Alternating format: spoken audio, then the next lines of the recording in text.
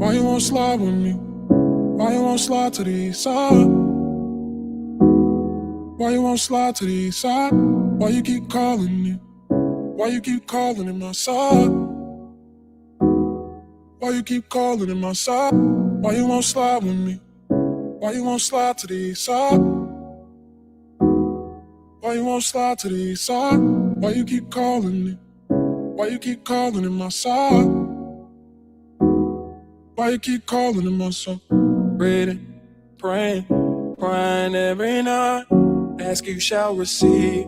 So I'm asking why. 2020 vision bless my eyes. Somehow still can't see the lie.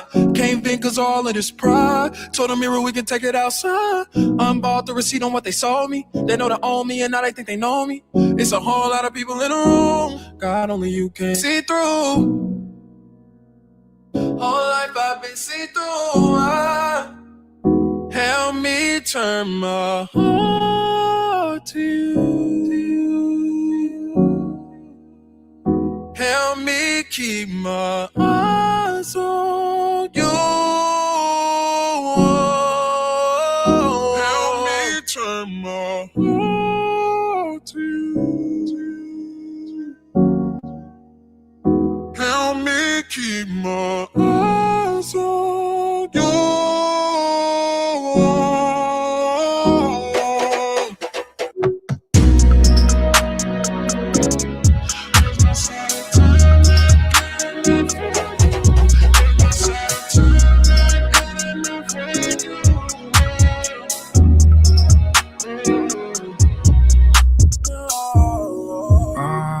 Cameras always rolling, yeah.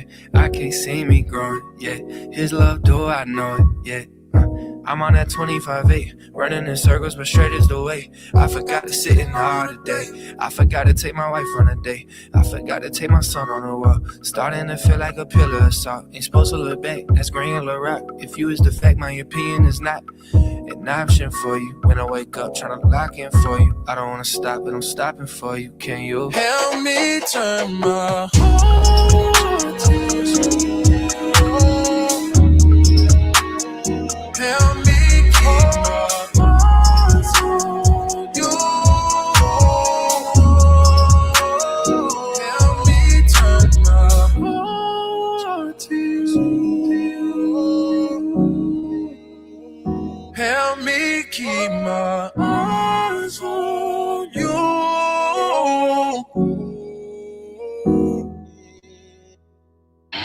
Why you ain't coming, baby? Why you ain't coming to my side? Why you ain't coming to my side? Why you ain't coming to my side? Why you won't come with me?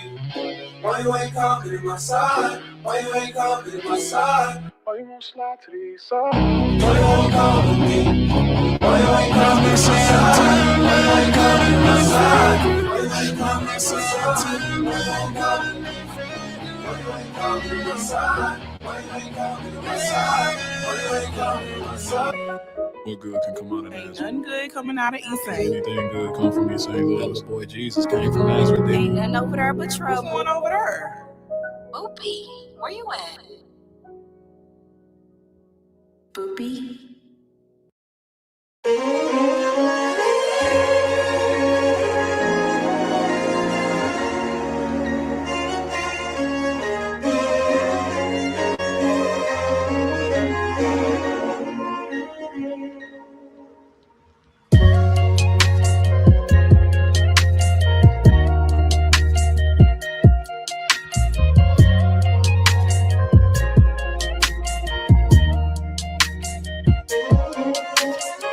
I feel temptation in my flesh, I'm tempted in my eyes. Lord, I'm running to you, cause I don't wanna backslide. I'm in your world, you show me how to escape. All I had to do was call your name.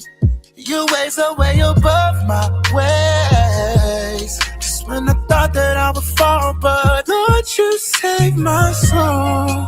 My chains been broken. When I was at my lowest, you showed me I am chosen. And I'll take all this time to get it right. fulfill your purpose. 'Cause Lord, you saved my soul. My chains have been broken. I let the Bible decide which way I'm moving and growing. Which way I'm moving and growing. Which way I'm moving and growing. I let the Bible decide which way I'm moving and growing. Which way I'm moving and growing. Which way I'm moving and growing. I got dreams all on my plate. Before I cook, I'ma say my grace. Devil gon' hate, he won't beef. I treat that beef like it's a steak. I won't break, God gon' fight my battles. He gon' call that play. I asked him to show me how to walk on water. Hey, I'm on a wave. Sometimes I slip and fall, but God got me in his arms. No weapon formed against me shall prosper. I keep a Bible. Them demons be trying to fight you. These scriptures, they shoot like rifles. I spit like 100 snipers. Them demons be ducking fire. Demons will try to tell you losing. They liars. Run with the highest higher. Look up, I've been flying by you. Look up, he been trying to find you. That devil be trying to stop you. He cook like some Kanye cider. Lord, you saved my soul. My chains been broken. When I was at my lowest, you showed me I am chosen. And I'll take all this time to get it right. Fulfill your purpose. 'Cause Lord, you saved my soul. My chains have been broken. I let the Bible decide which way I'm moving and growing. Which way I'm moving and growing. Which way I'm moving and growing. I let the Bible decide which way I'm moving and growing. Which way I'm moving and growing. Which way I'm moving and growing.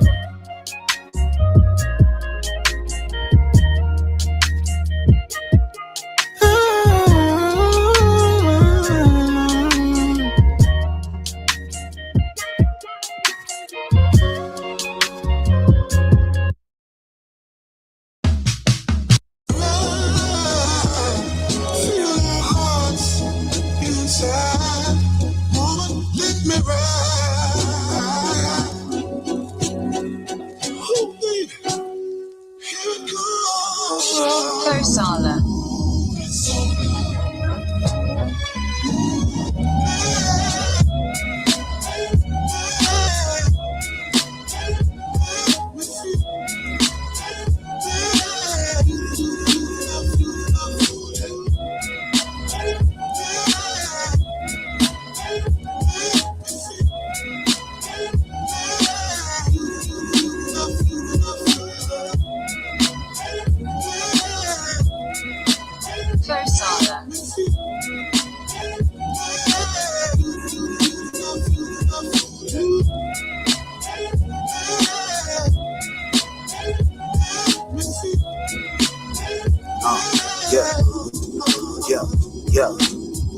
I've been looking for feel good, it's still hood.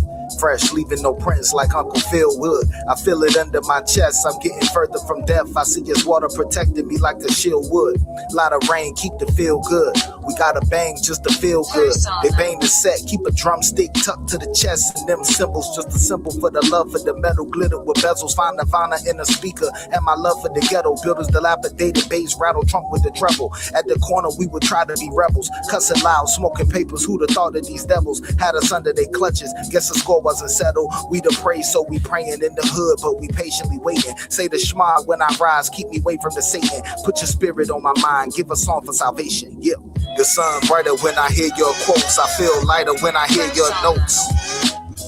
This a melody for everyone with felonies. Know you still got hope. I said you still got hope. The sun brighter when I hear your quotes. I feel lighter when I hear your notes. This a melody for everyone with felonies. Know you still got hope. I said you still got hope. Rise and shine, put your makeup on. Baby girl, why you take so long? Had a vision of an angel, I forgot how she looked. Cause I saw you and my brain clicked on. Now I sing this song, yep. Rise and shine, get your makeup on. Baby girl, why you take so long? Had a vision of an angel, I forgot how she looked. Cause I saw you and my brain clicked on. Now I sing this song. Yup, like Lottie Dottie got the spirit riding shoddy with me. She a baddie, take her to parties with me. Help me focus on my studies, and we always see the darkest secrets. We read at night when the Father teaching. We keep it light, trying to brighten the night, even though stress is mounting. Had encounters on the devil's mountain. Felt the trouble when I stepped in the door, and I should have never doubted. He sent an angel, and I felt his power, still got hope. The sun brighter when I hear your quotes. I feel lighter when I hear your notes. This a melody for everyone with felonies. Know you still got hope. I said you still got hope. The sun brighter when I hear your quotes. I feel lighter when I hear your notes. This a melody for everyone with felonies. Know you still got hope. I said you still got hope. On that day, then every nation and kindred would take a bow before the Lamb and come and learn from the Spirit. It don't matter what you witnessed before. If you're living, then you still got hope. Yeah. On that day, every nation and kindred will take a vow before the Lamb and come and learn from the Spirit. It don't matter what they witnessed before. If you live it, then you still got hope. Yeah. It's brought around over here on this table. We want to make sure that everybody can line up and just get through smoothly. Put the plates, the forks, all that, line all that up. Hold on real quick.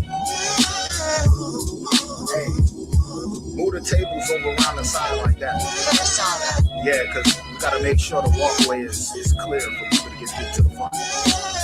And then when we line up and do the prayers, we're probably going to like have everybody come around this way. And then we'll have Adawan Kanal do the prayers on that side. They'll start from the left and come all the way down. Yeah. Y'all love the feast days.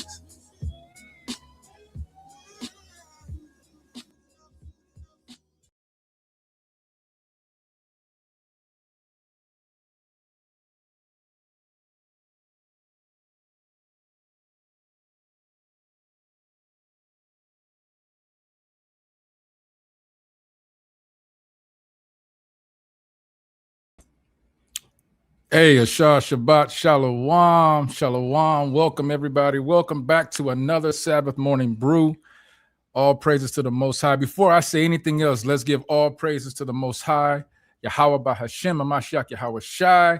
We are Anointed House of Saints. We are back in the building with another mighty lesson. This is going to be part 3 of a walk down Psalms 119. This section is called Gimel. If you look in the scriptures and Psalms, you see that it's broken up in sections. The alphabet. So we got our brother Keziah, we got our Soldier Keziah, got Soldier Kawal with us today. I'm Officer Knock. We're gonna get it started, y'all. We're gonna get it started. But before we do that, I want to thank everyone for being here today. I want to thank those who are keeping the commandments and spreading this word, this knowledge and truth for our people. So salute to you. And that's giving praise to the Most High. But let's go ahead and get some shout outs to those who are here this morning. All right, let me pull up some of the brothers and sisters who are always diligent being with us every Sabbath morning. First and foremost, and she's always it. Matter of fact, this particular mother, I call her mother, she be in the chat 2-3 hours before class start. All praise to the Most High for that. Gotta give it up for Mother Johanna. Shalom to you. We're still praying for your family, sis. Still praying, still love you. But thank you for being here. You are always diligent. You're always supportive, and we really thank you. And the Most High appreciates that. And He's going to do some give you many blessings for that, sister. So keep your head up. As I said before, we are still praying for you and your family. Let me give a shalom to the lovely sister Charlicia Gunn. That's the house of Azariah. Shalom. Shalom to the lovely sister Carla Taylor. Shalom to that brother. Hey, that brother been coming in, brother Corey Robinson. Shalom to you, brother. Shalom. Shalom to the lovely sister Sky Anderson. All prayers to the family. That's the house of Nadiyav. Shalom to you, sis. Love to see you here. Shalom to the mighty sister Yahaziel. That's the house of Keziah. Hey, that's a warrior right there. That's a sister who's a warrior for the truth. All right. All praises for that. Shalom to at rudeness 825. Is that I guess 82? Iffy. Salaki, if I said that wrong. Shalom. Khan, what'd you say? I said that's the elder Rudolph. Oh, shalom. All right. All praises. Shalom to the mighty soldiers. Nadiyab. Shalom to you, brother. Let's see who else we got in here.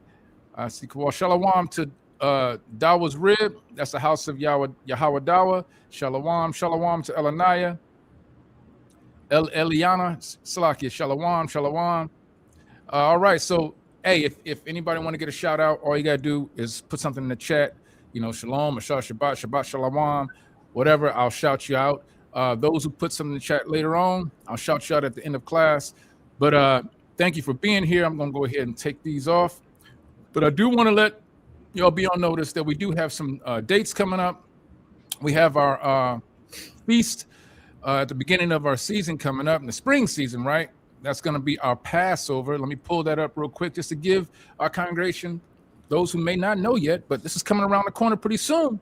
It's Anointed House of Saints presents Passover 2026. This will be the first time at our school in Greensboro, North Carolina. All right. You want to get more information about it, just visit our website. Now at the bottom, you see anointedhouseofsaints.com. That's actually anointedhouseofsaints.org. I have to make sure to make that change on there. But that's anointedhouseofsaints.org. Our colors for the Passover 2026 will be, as you see, black and gold. All right. We will be getting out information in our itinerary as that time approaches. So stay alert. Be looking forward. We're going to have a wonderful time in the Most High. Hope to see you there. All right. All right. Any sisters who want to do the work with the Anointed House of Saints, please let us know, because we're building up our sisters ministry. We got a lot of mighty sisters in the congregation, and I know that they have a job and abilities and skills that the Most High wants to present. We have to teach our children, we have to teach our younger women. You know what I'm saying? And that is their purpose, more and other things that they have to bring, right? So we need our sisters to build this kingdom. So any sister who wants to do the work with the Anointed House of Saints, please do so by sending us your request through email at anointedhos@gmail.com. All right. Anyone who wants to, let me put this up real quick before we get started. I know it's on here somewhere. If you look at the ticker down below, if anyone wants to join the congregational chat, please send us an email, same email, anointedhos@gmail.com. You get access to the congregation, to the leadership and community and more, and be updated on things that Anointed House of Saints will be bringing out and doing through the year. So, the congregational chat is really nice because it gives us the ability to speak, because we're all in different areas around the United States. And, this is when we can get a time to kind of come together, talk about certain things, talk about life, talk about experiences, talk about the scriptures, pray for one another. There's a lot of things we can do in this, in the congregation chat. So it's a beneficial piece of Anointed House of Saints. So anyone who wants to be a part of that, please let us know by sending us your interest through email. All right. All praises for that. All right. To today's class. This is part 3. A walk down Psalms 119, part 3. Gimel. We got our mighty soldier Keziah, who's going to be presenting again. And I don't have anything else to say other than this. Let me go ahead and let the brothers, if they want to bring out something before we start, y'all go ahead. Yeah, shalom, family. Let's get to it, man. Feel like it's game day. It is game day. It's game day, yo. Yeah, man. Let's get to these scriptures. Before we do anything, though, we gotta give glory to the Most High.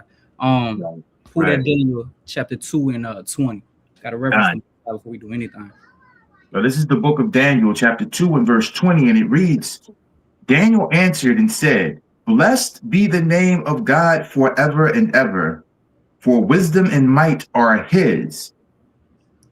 Wisdom and might is the Most High. Everything he does is he is. Everything you brought out is due to the Most High. So we thank him for that. That's to keep us humble. All right, so we're going to get into this. Gimel, give me 1 second. Let me share the screen. Hope everybody doing good today through the Spirit. Shit, let's take a walk.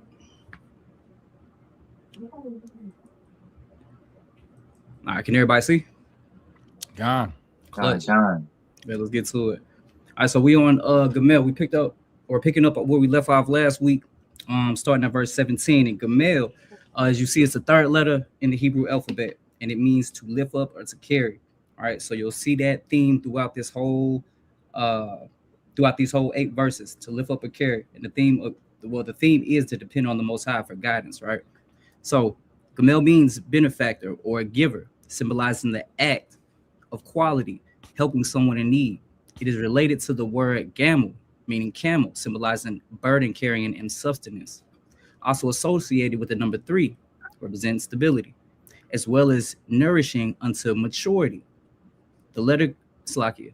The letter represents constant constant movement and transformation, hence like the camel's journey. So with that being said too, like the Most High, he's gonna pick us up, and even when we get low, the Most High is gonna carry us through everything. So overall, it embodies kindness, nourishment, and the importance of harmony in the scriptures. All right, so let's see. Hey, I want to say something before we start. Hey, those I should have said this earlier, Salaki, for this. But those who are always with us, we know that you do this. We know that you like, you share, and you are subscribed. But can you please do us a favor? And every time we come on, those who may be new to this class, to AHOS, please like the video, like the lesson. Also share it with family and friends. All right. This is how we are able to benefit from the algorithm that YouTube has set up. So please like, share, and if the Most High puts it in your heart, subscribe, right? Subscribe so you can have access to anytime we come on, right? You'll have a notice, hit the bell.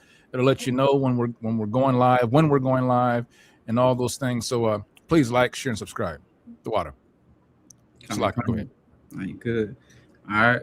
Kawal, do me a favor. You read that Psalms 119, start at 17, and then we're gonna dive. It's the book of Psalms, chapter 119 and verse 17, and it reads, "Deal bountifully with thy servant, that I may live and keep thy word." So let's examine this. Deal bountifully with thy servant. What's bountifully mean? It means someone or something that provides everything that's needed. It provides you strength, shows mercy, gives you favor. All right. So let's pull a precept to get that. Kawal or Knock, if y'all want, y'all can read Lamentations 3:23, please. Lamentations 3:23. Mm-hmm. Let me get there. We'll start at 22, and it's on the screen too if you need it. Time. The book of Lamentations, chapter 3, verse 23. We'll just read from 22. "It is of the Lord's mercies that we are not consumed, because his compassions fail not. They are new every morning. Great is thy faithfulness." All right, so let's tie this in with the with being bountiful with thy servants. So the background to this is a tragedy in Jerusalem. Give or take around 586 BC. It was the destruction of the temple. We, or Judah, observed judgment according to the covenant in Deuteronomy 28. But we weren't completely destroyed. Hence, we are not consumed. So survival wasn't due to strength alone, righteousness, or anything of that sort, or some type of strategy. It's always because of the Most High's tender mercies. This is showing that judgment did come, but complete eradication didn't take place because the Most High's compassions failed not, meaning his covenant love, showing the Most High continually deals with his servants bountiful. Expounding on his compassions fail not. It signals that the Most High's love from the covenant continues even during punishment. This judgment or exile was a corrective measure, not a cancellation. Once again, showing mercy. All right. 1 second. Hide this. And let me add, for those, if this is your first time coming into this series of lessons, we are an Israelite Bible school, so we expect y'all to come in here with your notepads, with your Bibles out, with your highlighters, ready to take down these precepts. Even to add precepts in the chat, because this is something that we should be doing, on a daily, is being in the scriptures, dealing with the scriptures, reading the scriptures, absorbing, meditating, and praying. So for those in the chat, taking, I see Kawal was already ahead of me. Take notes, right? Notebooks are needed. Get this edification, all right? Because I'm just going to be honest. We see a lot of brothers out there doing the work mighty, right? Doing the work mightily. But you rarely see, and I'm not saying that we're the only ones that are doing this, but we are going through these scriptures verse by verse, giving breakdown, right? Giving the sense, right? This is something that is needed in a classroom setting. Just like when you go to school, your teacher breaks down certain things to give you the understanding. If you have issues or you don't understand, we can slow it down, put in the chat, hey, what was that? Slow back. That's what we're doing, right? We want this to be edifying to the body, right? And this is something that you take to your family and to your children, all right? This is how we learn. This is how we learn. How we learn Israel, all right? Shalom. So with that being said too, and this all ties into the Most High dealing bountiful with us, right? He's still protecting us, and he even through punishment, the Most High does show mercy. Let's pull another precept to substantiate this. Kwa, if you don't mind, read that Psalms 103, 2 through 5. All right. The book of Psalms, chapter 103.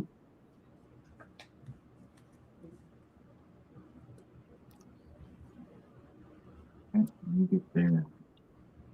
While you're looking for that too, with this being said, the background for this one, right, is King David. He's writing a psalm and not a specific, situation going on, a crisis, so to speak, but it's just a reflection, after him experiencing the Most High's mercy. This is the book of Psalms, chapter 103 and verse 5. So and it reads, start at 2 and then read smooth through 5. God, verse 2. Bless the Lord, O my soul, and forget not all his benefits, who forgiveth all thine iniquities, who healeth all thy diseases, who redeemeth thy life from destruction, who crowneth thee with loving kindness and tender mercies, who satisfieth thy mouth with good things, so that thy youth is renewed like the eagles. So what's it showing? The Most High deals bountifully once again with his servants. So let's examine this real quick. One is what? Forgiveness of sins, right? Equaling what? Spiritual restoration. 2 is healing, physical restoration. 3, redemption. So that's rescue from ruin or death. And 4, love and mercy. And there goes that compassion again. The Most High keeps showing us that. And of course, 5 is satisfaction and renewal. Like he was talking about on the Eagles rings. Knock, if you don't mind, grab Isaiah 40 and 31 to expound a little bit on that precept. It's just to make us new. Joy comes in the morning, etc. So call it out again, King. Isaiah 40 and 31. Con, it's the book of Isaiah, chapter 40, and verse 31. But they that wait upon the Lord shall renew their strength. They shall mount up with wings as eagles. They shall run and not be weary, and they shall walk and not faint. There you go again, that strength, waiting for the Lord. That's patience once again. And the Most High, when we deal patiently with the Most High, he deals patiently with us, and he blesses us. Which just goes back once again to him dealing bountifully with us, providing everything we need, showing mercy, giving favor, strengthening us, once again carrying us like a camel, hence the word Gimel. All right, let's keep moving. Any questions or anything, throw them in the chat and we'll double back and touch them. All right. Now moving into the next part of the verse to examine that I may live. So with this being said too, we know we're not going to live on words alone, right? So let's expound on this. Kawal, do me a favor, read Deuteronomy 8 and 3. Guys, the book of Deuteronomy, chapter 8 and verse 3. Got them on the screen for you too, family, if you need it. Got you. It's the book of Deuteronomy, chapter 8 and verse 3, and it reads, And he humbled thee, and suffered thee to hunger, and fed thee with manna which thou knewest not, neither did thy fathers know, that he might make thee known that man doth not live by bread only, but by every word that proceedeth out of the mouth of the Lord doth man live. Once again, this is the Most High making provisions again for us, supplying us, dealing bountifully with his servants, right? Showing that man doesn't live by bread alone. The Most High takes care of us. So once again, this provides instruction. Well, the Most High provides instruction by testing us with how did he test us? With the hunger, right? That was part of the test to make us dependent on him, right? Hunger reveals the true substance of life, or what at least you think you need. Also, it shows that you trust who you trust in. Do you trust in the supply and the amount of it, or the actual provider? So we know we trust in the Most High because he provides everything once again we need. So hey, I like that precept. I sometimes I like Salakia real quick. I just want to add something. Good, man. I like when you know me, because I like to bring out examples and kind of just throw something out the chat, just so I know that we into this word, right? I want to ask the chat. Read Deuteronomy 8 and 3 again, Kawal, real quick, if you may. I want to Khan, see if the- the chat can. I'm going to ask him a question after this. Go ahead. Khan, this is the book of Deuteronomy, chapter 8 and verse 3, and it reads, "And he humbled thee, and suffered thee to hunger, and fed thee with manna which thou knewest not, neither did thy fathers know, that he might make thee known that man doth not live by bread alone, but by every word that proceedeth out of the mouth of the Lord doth man live." All right, chat. Who and where can we find who actually stated this? And I'll give you a hint in the New Testament. Book, chapter, verse, and who was it that made this statement? Because we give out questions and a little quiz, pop quiz. Give y'all a little time. Who was that? That was quick. That was quick. That was quick. Khan, All rolling in. All praises. Yep. But y'all didn't give the name. Who's the one that said it though? Khan. There we go. Brother Azariah. Christ. Yahweh Shai. All praises. Hey, I'm gonna keep you on your toes, y'all. Hey, I'm trying to keep y'all there, right? I just wanted to bring that out. I just want to make sure that we know that these things were said way before, right? Way before that time. All right. That's all I wanted to add real quick. No, great connection, great precept. I appreciate that, bro, too. That was a quick snatch. Let's see. All right, cool. So now moving along. All right, another precept to substantiate this. Kowal, do me a favor, read Proverbs 4 and 4. And it's the book of Proverbs, chapter 4, and verse 4. And it reads, "He taught me also, and said unto me, Let thine heart retain my words, keep my commandments, and live." Read that part again. "He taught me also, and said unto me, Let thine heart retain my words, keep my commandments, and live." So what's that showing us? Obedience what? Gives us life. Obedience gives us life.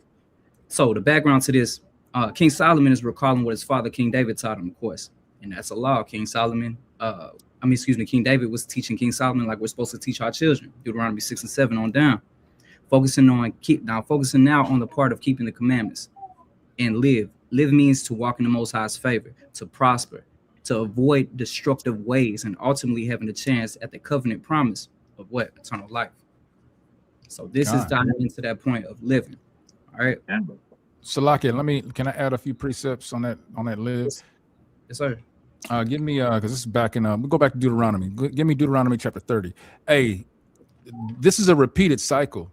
The Most High constantly repeats. We find this all through the scriptures of what the commandments do for us, right? And it came out of the mouth of all his prophets. It came out of the mouth of Yahweh Shai. Let me get. I'm just gonna add to what we already brought out, but this just shows you that there's no excuse, basically, right, for us not to know what we need to do, right? Show love to the Most High. Give me Deuteronomy chapter 30 and start at verse 19. Read 19 and 20.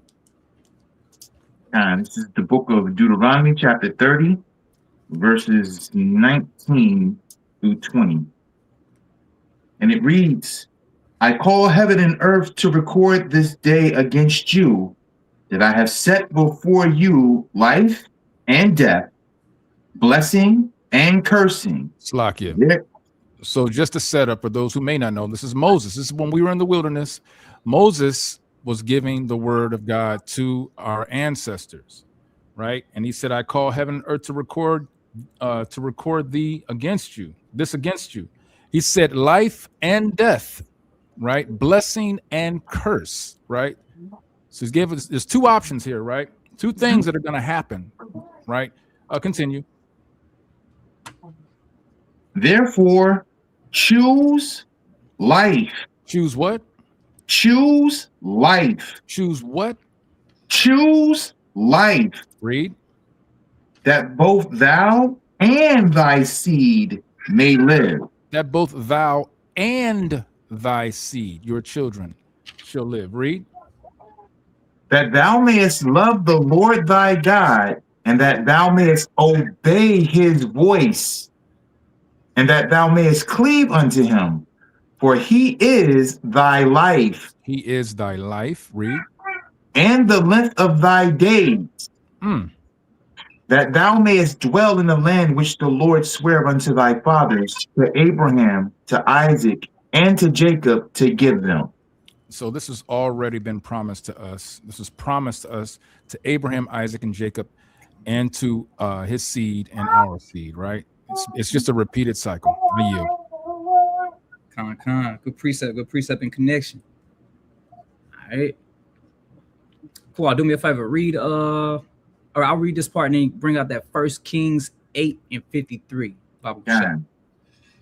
Real quick though. It says, so obedience is the purpose of life. Life without the Most High's laws isn't truly living. King David knows this, and also we should too. But he also shows that he wants divine help from who? The Most High, to stay faithful, right? That I may live. Now examining the next precept. Let's get that first. Yes, sir. 1 Kings 8:58. It's the book of 1 Kings chapter 8 and verse 58. And it reads, that he may incline our hearts unto him, to walk in all his ways, and to keep his commandments and his statutes and his judgments, which he commanded our fathers. So the background is this part of King Solomon's prayer. It's at the dedication of the temple. And he's asking the Most High to act on Israel's heart, all right? That we may keep his ways, keep his commandments, because we couldn't do it of our own strength. And we see that today. So we need the Most High. Once again, this goes with the theme, Gimel, to lift up and carry, but this is showing dependence on the Most High. Let's see. Okay, cool. All right, we're good with that one. Now let's go keep moving, examine the next part. All right, so the Most High must turn our heads toward obedience and serving him. And we see that in Philippians 2:13. Do me a favor and run that raw. Philippians 2:13. The book of Philippians chapter 2 and verse 14. 13. Yes, sir. For it is God which worketh in you both to will and to do of his good pleasure. Simple. The Most High powers what? Powers enable obedience. Simple enough, right? All right, so in conclusion, we see what? That the author's request is for the Most High's generous favor. And he's demonstrating humility by that title, servant. He's calling himself a servant, right? So showing humility, once again, and submission. So throughout the chapter, we see the Most High requires obedience for him to help. So everything is contingent. You do this, I'm going to do this.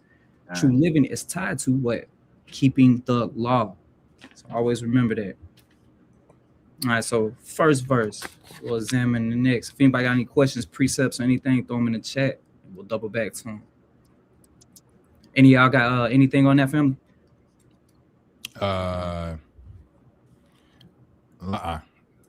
Yes, sir.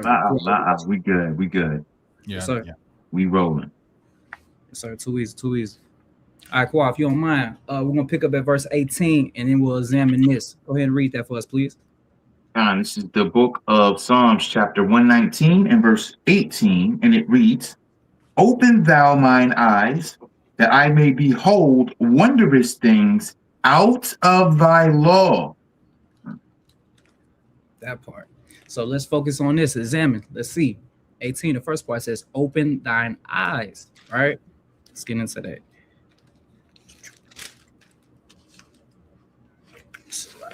Catching up. All right. So now, precept to show this, Yahweh, which is the law, he opens up the mind, right?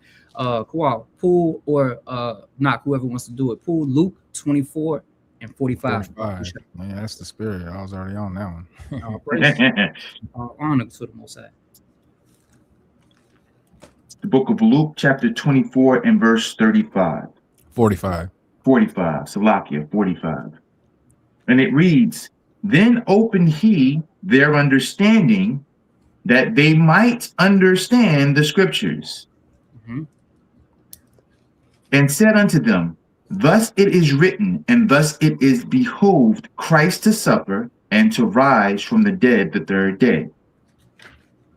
And that repentance and remission of sins should be preached in his name among all nations, beginning at Jerusalem. And ye are witnesses of these things. And behold, I send the promise of my Father upon you, but tarry ye in the city of Jerusalem until ye be endued with power from on high. So we want to focus on the part, verse 45, right? So saying who opened up their understanding? Yahushua, right? Now, how did he do that? Let's see. So this is after the backdrop is after his resurrection. He removed the veil from the disciples' eyes, causing spiritual enlightenment and understanding. What didn't they understand? What did they understand? They understood the law now, the prophets, and the Psalms, which all three testified that the Messiah must suffer, die, rise again, then repentance will be preached of forgiveness of sins throughout the world. We got precepts to, run all that down just to show every, from the prophets old, it all prophesied to Yahushua coming in to give this understanding. Can I get a precept in there? Yeah, man, yes, sir. Do what you need Open to do. the eyes. Yeah, give me the book of Sirach 17, start at verse 7. This is and this just shows that this was from the beginning, right? Speaking about what the Most High did from the beginning. God. This is the book of Sirach, Ecclesiasticus, chapter 17, and starting at verse. Start at verse. Start at verse 6. Verse 6. God. Counsel and a tongue and eyes, ears and a heart gave he them to understand. All right, read. Withal, he filled them with the knowledge of understanding and showed them good and evil. Read. He set his eye upon their hearts that he might show them the greatness of his works. He gave them to glory in his marvelous acts forever, that they might declare his works with understanding. So this is a clear example of the Most High did from the very beginning, right? It's dealing with his creation of man, right? We know Adam. He said he set his eye upon their hearts, that's their mind, right? To show them the greatness of his works, right? The greatness of the Most High's works is his commandments, y'all, right? So, and I was able to give them that understanding, right? So I just wanted to kind of show these things happen from the very beginning, right? Opening thou mine eyes, open thou mine eyes, right? The wondrous things out of thy law, right? The Most High created things out of his mouth, which is the law. So just wanted to add that. Find that in Ecclesiasticus chapter 17. All right. How you on that? No, that's the right precept. All right. So once again, focusing on opening of thy eyes, right? Now, once again, we know we lean on the Most High to do that. So let's substantiate that through the scriptures. Qual, read Proverbs 20 and 12, and we're gonna read that in the GNT. The book of. Go ahead. No, I was just saying it's up on the screen if you didn't have it. God. It's the book of Proverbs, chapter 20 and verse 12, and it reads, "The Lord has given us eyes to see with and ears to listen with." That part. So the Most High is the source of what we perceive and what we understand. Everything comes through him. Right. Got anything on those, Knock or Kawal? Give me Ephesians 1 and verse 18. Let me get there also. I didn't have it up. The book of Ephesians, chapter 1 and verse 18. And it reads, "The eyes of your understanding being enlightened, that ye may know what is the hope of his calling, and what the riches of the glory of his inheritance in the saints." So this is a spiritual thing.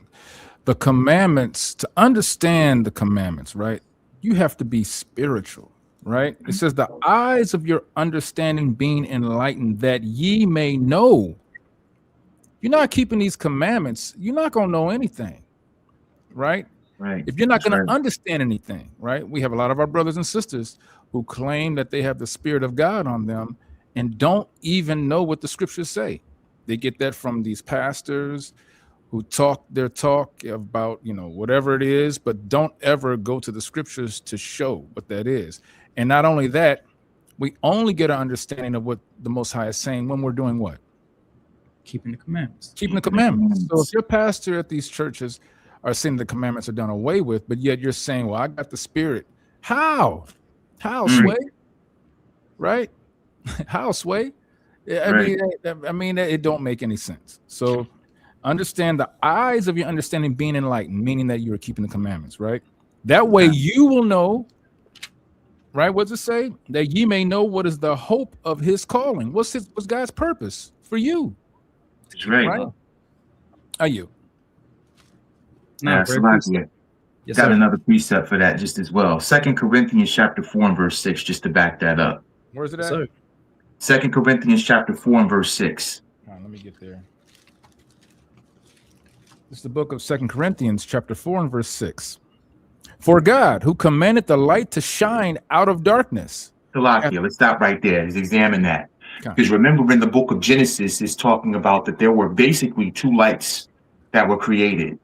There was a light that was created out of the void, which was no understanding, no standards, no anything. All of that resided with the Most High.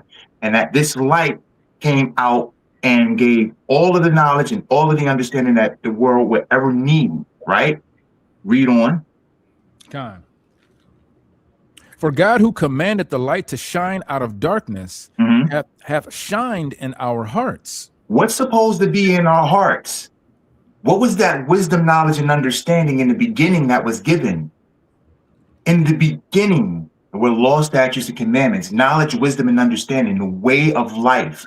That's why I said in those couple of precepts back that we needed to keep the commandments and live. Right. That's how you live. That's going to give you the prolonged days. We have to remember that. Continue. To give light, to give the light of the knowledge of the glory of God and the faith of Hamashiach Yahushua. So who was that light in the beginning? What was that light? That very first light that was created in the beginning. That was Christ. That was Christ. Right? So the law, statutes, commandments, the wisdom, knowledge, and understanding, and everything it is that we ever will possibly need in this life is in the law, statutes, and commandments which were given from the beginning. It was given from the beginning. So there's no question we have to go back to that and follow that every single day of our lives. Huh? I mean, you. Great precept, the right precepts. All right, so let's double back. Sir? See Shemaiah put one in there in the chat. I want to get that. Psalms 19 and 8. I got it out of one. Psalms 19 and 8.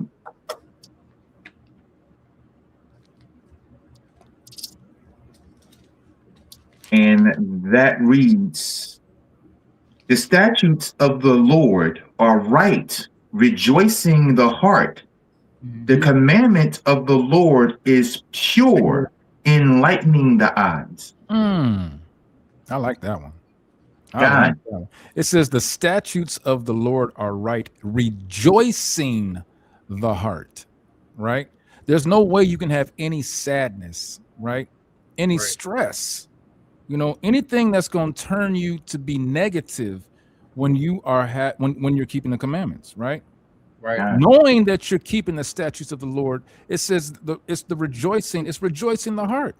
I think we had that. Wasn't it last week? Maybe the week before. We're talking about just how good it is to keep these commandments. It becomes. I'm not trying to make it seem like the commandments are just just to have fun and kick it, but I'm joyous, right?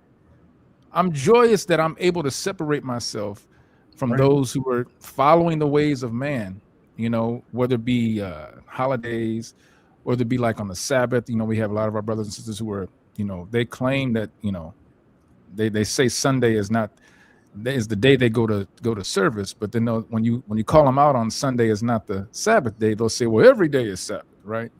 You know, and I get that reaction every time. Yes, but I mean, but just to have the knowledge and the rejoicing, my heart is glad because I know that I'm doing or attempting to do it to the best of my ability to keep God's laws, statutes, and commandments. I yield there. Agreed. And that was on point. Let's double back and look at what Edwin Knock was saying too with that Ephesians 1:17. Okay. Cool. Do me a favor. Let's examine that. Bring that out in the G&T if you don't mind. God and G&T. Ephesians chapter 1 and verse 17. And ask the God of our Lord Jesus Christ, the glorious Father, to give you the Spirit who will make you wise and reveal God to you so that you will know him. So breaking it down, this is Paul's prayers for the saints of Ephesus. All right. It was for the Most High to enlighten the spiritual eyes of them. So removing spiritual blindness and giving spiritual insight, deeper wisdom, and revelations in the scripture. Right. So the only way we can get this, once again, beating dead horse, understanding and wisdom comes through the Most High. Only way we get it. And the Most High actually seal things too when we're not doing what we're supposed to do, or if he just wants it sealed. Grab what is it? Isaiah 29:10. Isaiah 29:10 and read through 12. The book of Isaiah chapter 29 and verse 10. And that reads, for the Lord hath poured out upon you the spirit of deep sleep, and have closed your eyes. Who did this? The Lord.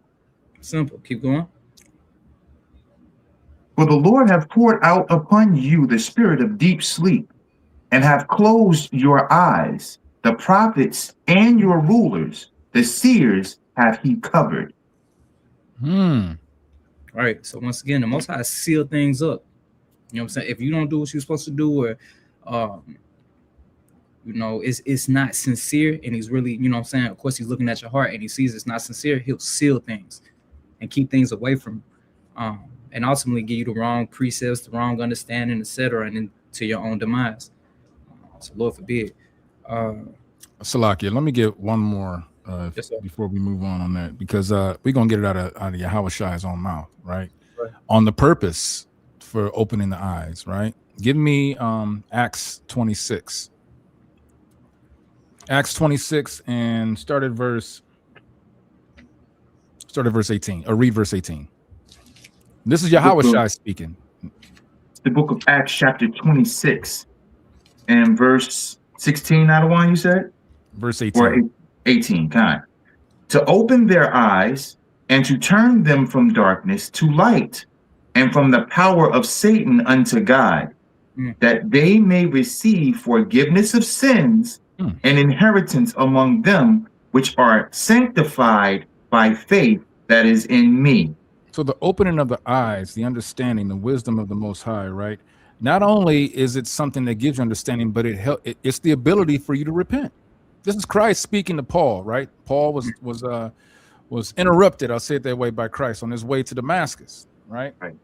And this was the mission that he was giving Paul, right? This is the purpose that he wanted Paul to go out, and he gave the reason to open the eyes, right? To give the understanding, to turn light from darkness to light, from the power of Satan, which is adverse to the Most High's word, right?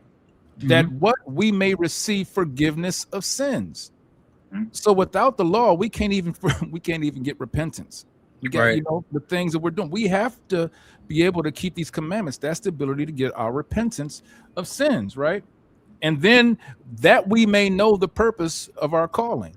That's what Christ is saying here, right? Telling Paul to do. This is another example of Christ out of his own mouth, giving Paul the instruction to be able to tell the people of Israel the purpose of why they needed to receive this light, understand who Christ is, right? Who is our Redeemer, right? And giving us the ability to be able to repent and come back to the Most High God's laws, statutes, and commandments. Are you? Come on. All right.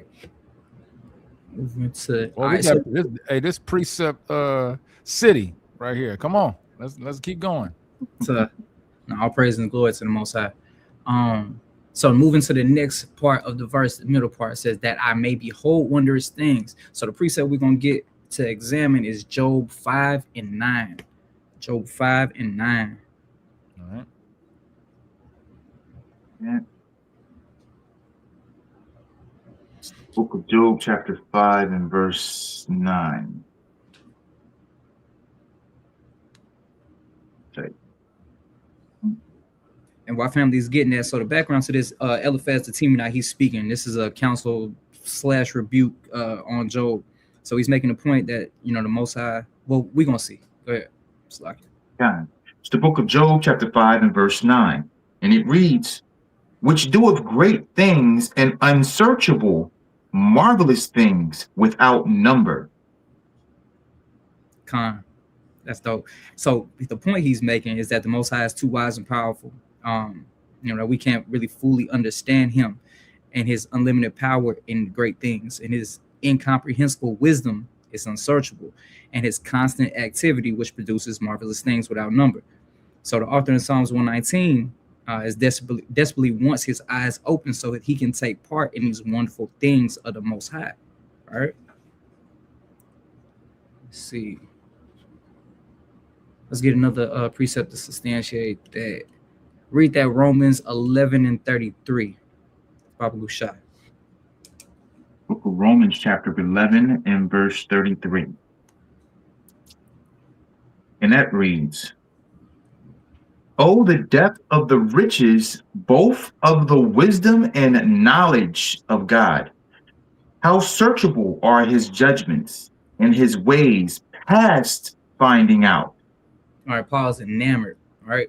So with that being said, too, let's get why he's saying this like this. So this is one of Paul's. I just learned this. It's a doxology, which is just a short burst of praise, like a ceremonial formula to praise, right? And which comes after a long theological explanation. From Romans 9 to 11, and it's just like he realized. So in other words, the Most High's wisdom, knowledge, and his ways are indefinitely deep, or it's like infinitely deep and beyond our understanding, making us to trust the Most High and marvel at his plans. So behold, Paul beheld wondrous things out of the law, and he had to step back and give praise. That's why it was kind of like, the depth of this, is crazy. So he's just understanding. He just, gets a short burst and wants to praise the Most High.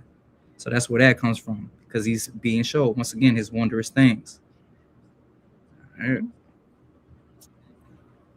All right. Anybody got anything on that? Actually, I wanted to read the next scripture here, which is deep in itself. Verse 34, for who hath known the mind of the Lord, or who hath been his counselor? Which even puts more emphasis in regards to the mind of the Most High. Nobody can really fathom the Most High like that in regards to his way of doing things. It's his way, and we've got to fall up under him. Nobody can be his counselor because they don't hold all of the knowledge of the Most High. Right. The only thing we've got to do is come back to what we're reading right now. Law, statutes, commandments, the finished works of Christ, the revelations, the promises, the prophecies, the history. We've got to go back to that to really get down to the fact of understanding who the Most High is. This is all we need. But in regards to everything else, those things that may be hidden that we don't know about, those things are unsearchable.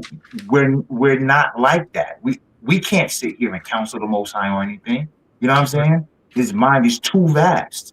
So for what we actually have, it would behoove us to come back to our first love. I yield. Let me All praises. Let me get another example Yes, sir. of eyes being open and wisdom being received, right? What it gives us, right? We got a great example. Who was, let me ask the chat again when it comes to the scriptures. Who was it that asked for knowledge and wisdom?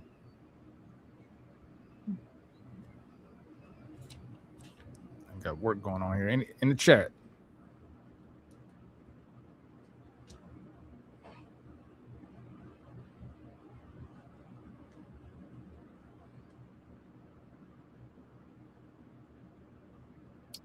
Come on, y'all. Don't fall asleep on us. There we go. There we go. There we go. Solomon, right? King Solomon, right? Give me the wisdom of Solomon, chapter 7, and start at verse 17. The book of the wisdom of Solomon, chapter 7 and verse 17. And it reads, "For he hath given me certain knowledge of the things that are, namely, to know how the world was made and the operation of the elements, Mhm. the beginning, ending, and midst of the times, Mhm. the alterations of the turning of the sun and the change of seasons, Read.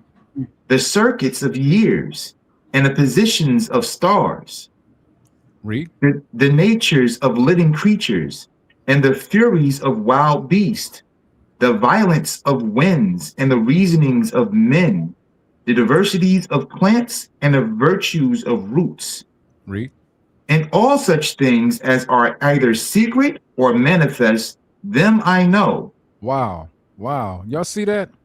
Yes, sir. Y'all see everything that Solomon received because his eyes were open from keeping Mhm. the Lord's word, statutes, and commandments. You don't think that ability can come on us? Time. You know, we want to single out Solomon, but Solomon was just an example of what we were promised and to receive when we do what? Keep the law. All of the law, statutes, and commandments. You know, we're supposed to be, you know, the scriptures say that we are the watchmen, right? We gotta come out and cry out to our people to say, hey, look, these things are coming, right? No Right. ordinary person can do that unless you're keeping the commandments, right? To have the knowledge and understanding of the things that are going on right now, right? Yes, sir. It says that he knew the beginning, the ending, and the midst of times, the alteration of the turning of the sun and the change of the seasons, the circuits of years and the positions, natures of living creatures. All these things he knew because he wanted wisdom. He wanted to keep the Most High God laws, statutes, and commandments. And that's something. Solomon was called the wisest king, right? But aren't we called kings and priests? That's right. Right? So cannot this same understanding fall on us when we do what the Most High commanded us to do? Yes, sir. Right. Are you? Hey, that was a great chain link. I like that. That was smooth. That was smooth. All praise to the Most High. All praise. All right, so moving on. I appreciate them precepts. That was smooth. Moving on to the latter part of this verse. It says, out of thy law. So the Torah or the Pentateuch contains hidden truths, deep wisdoms, marvelous commandments, mysteries, and prophecy. All right. Let's see. These things are only revealed with the Most High's help. As Officer Shemaiah pulled earlier, we're going to run back into that. Kawal, run that Psalms 19, 7 through 8. It's the book of Psalms, chapter 19, verse 7. Starting there. The law of the Lord is perfect, converting the soul. The testimony of the Lord is sure, making wise the simple. The statutes of the Lord are right, rejoicing the heart. The commandment of the Lord is pure, enlightening the eyes. That part is it. What? Enlightening the eyes. Right. Hence that verse in Psalms 118, excuse me, 119, verse 18. Open thy eyes, right? So you can behold wondrous things, right? The only way you can do that is through the Most High. Again, he got the key to everything. It's simple. All right. Con. And you brothers got anything on that? La. Con. Sliding along. Keep on walking. So the conclusion of this, we need the Most High to open our spiritual eyes, revealing deep, marvelous wisdom and beautiful divine revelation. So that's what we see here in verse 18. So if we don't have any questions or anything on that, we're gonna move along to verse 19. Hey, that's a wonderful gift. Man, right? That's a wonderful gift. You know, spiritually having spiritual understanding, that's a wonderful gift. Yes, sir. Right? You know, there are things that are spiritually discerned. You know, this is our walk when we're out there in the world. You know, it's our protection, right? You know, you see things before they happen. You sense what's going on, right? That don't just come just because you think that I've been there, done that. No, the Most High. Right. That's the issue right there. The Most High, you know, you seeking Him first gives you that spiritual understanding, right? Where you're able to discern good from evil, right? Right. And you're able to teach your children, right, the right way, the correct way, right? I just want to add that. Salakia, real quick. Let me get the book of James, chapter 1 and verse 5. Okay. Again, we're talking about getting that wisdom in your eyes being open and the things of the Most High to understand the direction that He's put us in, where we're supposed to be going, how we're placed. We got to understand we need that from the Most High, and this is what the Most High will do for us when we ask of Him for the knowledge, the wisdom, and understanding. Let's get that. James chapter 1 and verse 5. Yes, sir. This is the book of James, chapter 1, verse 5, and it reads, if any lack wisdom, let him ask the Most High, that giveth to all men liberally, and upbraideth not, and it shall be given to him. It says He'll give it to them, what? Liberally. So that means He's not going to hold that back from you, especially if you're asking in this manner. Read the next verse. Right. But let him ask in faith, nothing wavering. For he that wavereth is like a wave of the sea, driven with the wind and tossed. In verse 7. For let not that man think that he shall receive anything from the Most High. A double-minded man is unstable in all his ways. Classic scriptures that we actually go back towards or whatever when we talk about wisdom, knowledge, and understanding. That's right. But I want to really put emphasis on verse 5. He's going to give it to you liberally. He's not going to hold it from you as long as you're seeking His ways. Right. That's the key. And you're seeking it in faith, knowing that when the Most High said that He will give you knowledge, wisdom, and understanding, and He's not going to waver from that, then you'll have it.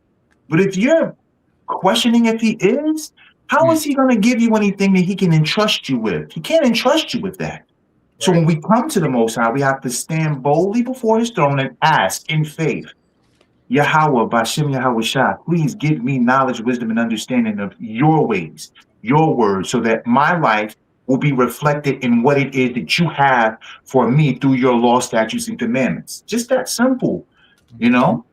He'll give it to you liberally. That's how your eyes are open. You have to have faith knowing that He'll give it to you. I yield. Con. Knock, you got anything on that too? We good. I'm good. We can go ahead. We can continue. Walking right along, verse 19. Well, if you don't mind, read that Psalms 119 and 19. Verse 19. I am a stranger in the earth. Hide not thy commandments from me. That part. So now let's examine this first part. So I'm a stranger in the earth, meaning not to belong, right? Where we at? So meaning not to belong to the earth system, out of place. Even in our own land, we were always meant to be and see ourselves as strangers or pilgrims, dependent on the Most High and not the world. Once again, we see that theme of that Gimel wants to get dependent on the Most High. The Most High is going to carry us, lift us, and do everything we need. He's going to deal with us bountifully. He's going to sustain us. Let's examine this. Let's get a precept to go with it real quick.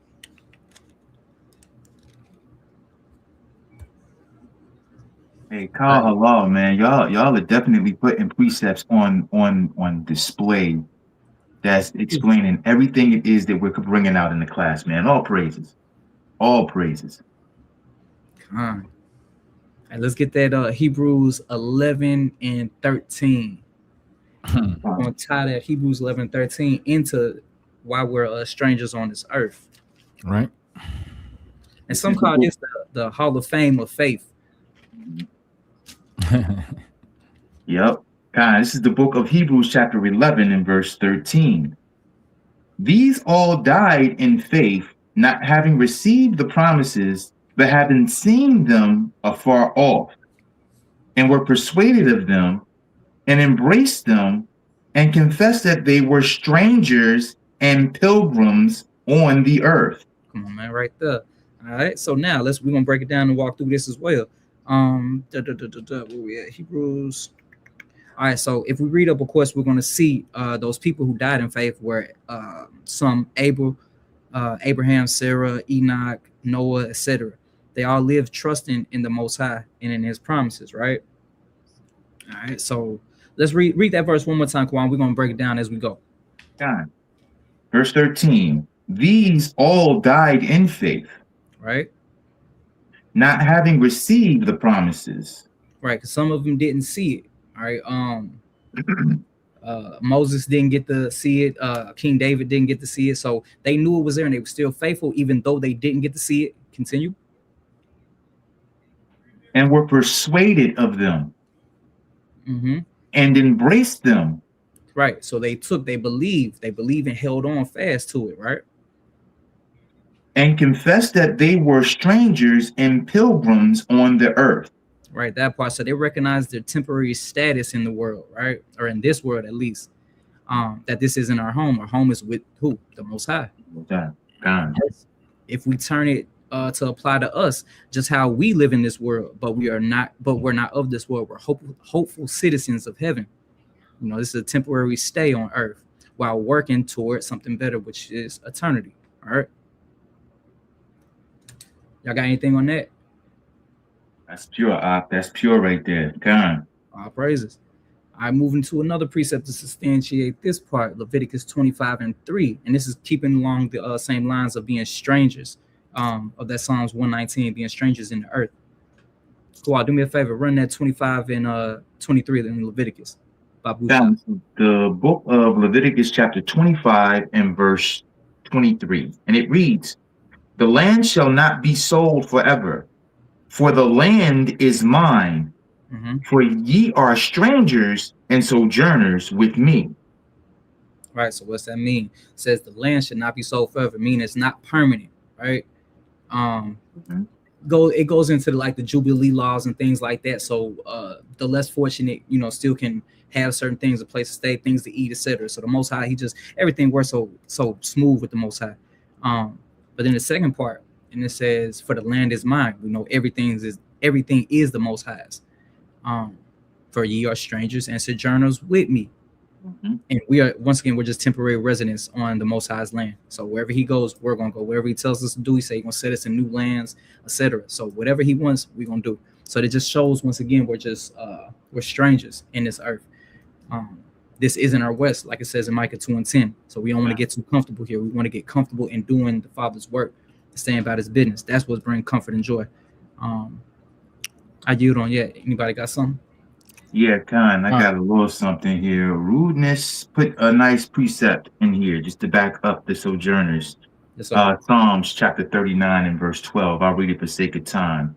Yes, hear my prayer, O Lord, and give ear unto my cry. Hold not thy peace at my tears, for I am a stranger with thee and a sojourner as all my fathers were. Ooh, that's huge. That's huge. That backs that up. Like all throughout the Bible, it's basically telling us where our place is in this world. That this world is not our rest. Our world is in the world to come. You know what I'm saying? When we're in rulership. That's a good precept. I like that one. Con.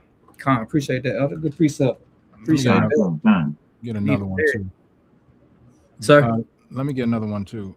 Yes, sir. I like to bring out examples. All right. So let's go to the Apocrypha. Give me the book of Tobit, chapter 13. Start at verse 1. Because it says, I'm a stranger on the earth. Hide not thy commandments from me. Right? You said Tobit 13 from the top? Yeah, from the top. It's the book of Tobit, chapter 13, and it reads, Then Tobit wrote a prayer of rejoicing and said, Blessed be the Most High, that liveth forever, and blessed be his kingdom. Read. For he doeth scourge and have mercy. He leadeth down to hell, and he bringeth up again. Now, real quick, just since they brought that up, now we see what a description of what hell is, right? Mm-hmm. According to the scriptures, right? When it comes to Israel, right? Just want to bring that up real quick, but keep reading. Yes, sir. Neither is there any that can avoid his hand. Read. Confess him before the Gentiles, ye children of Israel. Do what? Confess him before the Gentiles, ye children of Israel. Read. For he hath scattered us among them.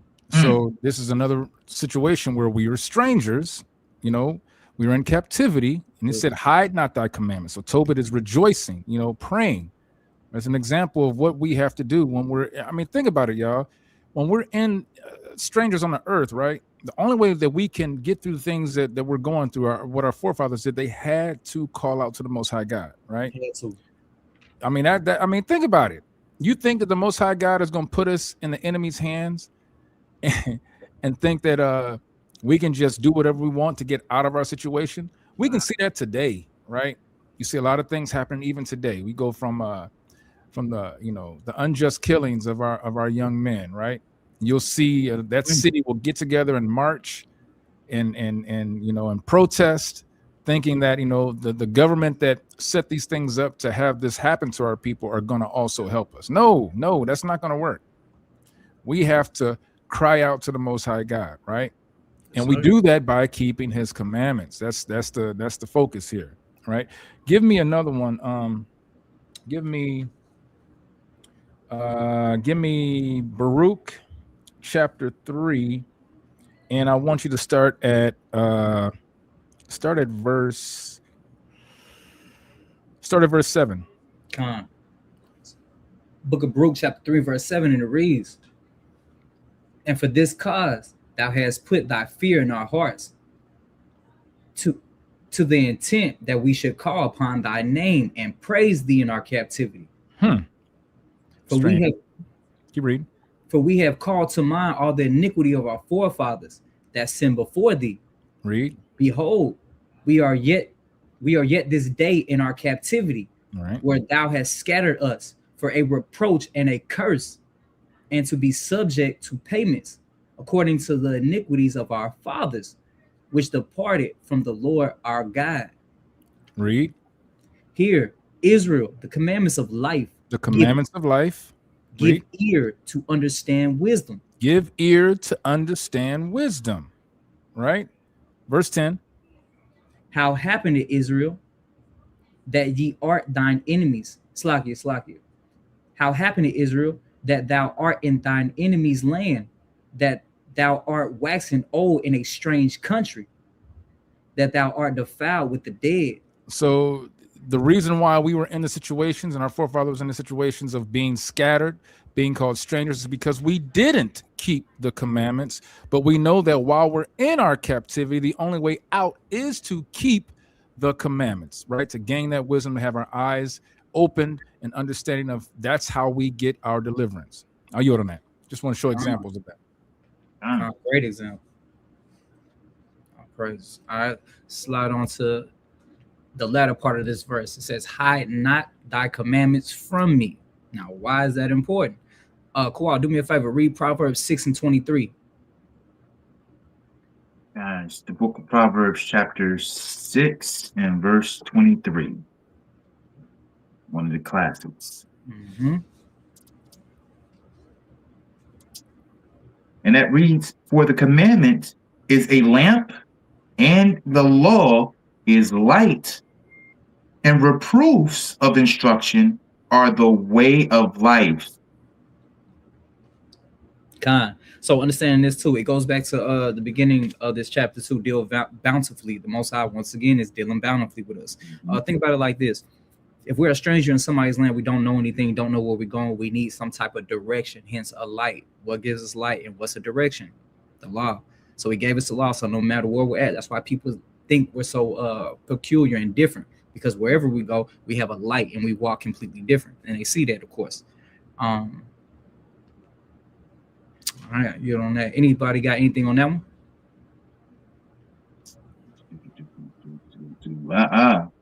That's on point. All praises. What part was that, Salakia? Book of Proverbs 6 and 23. I had to step away for a second. No sweat. Proverbs we're good. We're good. Salakia. Too easy. All right, cool. Do me a favor. Grab Amos 8:11 through 12. And we're going to tie this into the commandments not being hid from us. It's the book of Amos, chapter 8, starting at verse 11. Behold, the days come, saith the Lord, that I will send a famine in the land, not a famine of bread, nor a thirst for water, but of hearing the words of the Lord. And they shall wander from sea to sea, and from the north even to the east. They shall run to and fro, and seek the word of the Lord, and shall not find it. Meaning what? Without the Most High's laws, man's is lost. There is no direction, identity, nor purpose. So background to this really is Amos. He's prophesying, Northern Kingdom during a time of prosperity. But at the same time, it's always duality. At the same time, it was a lot of prosperity. It was a lot of decay morally, right? A lot of injustice, religious hypocrisies. People had wealth, but they were exploiting the poor. Along with, as performing rituals to the Most High, it was empty. Sounds pretty much like the modern day church and just modern day period. Nothing new up under the sun. Yeah, I yield on that one. So pretty much when you understand that too, whenever this happens, destruction always usually follows. Yeah. So,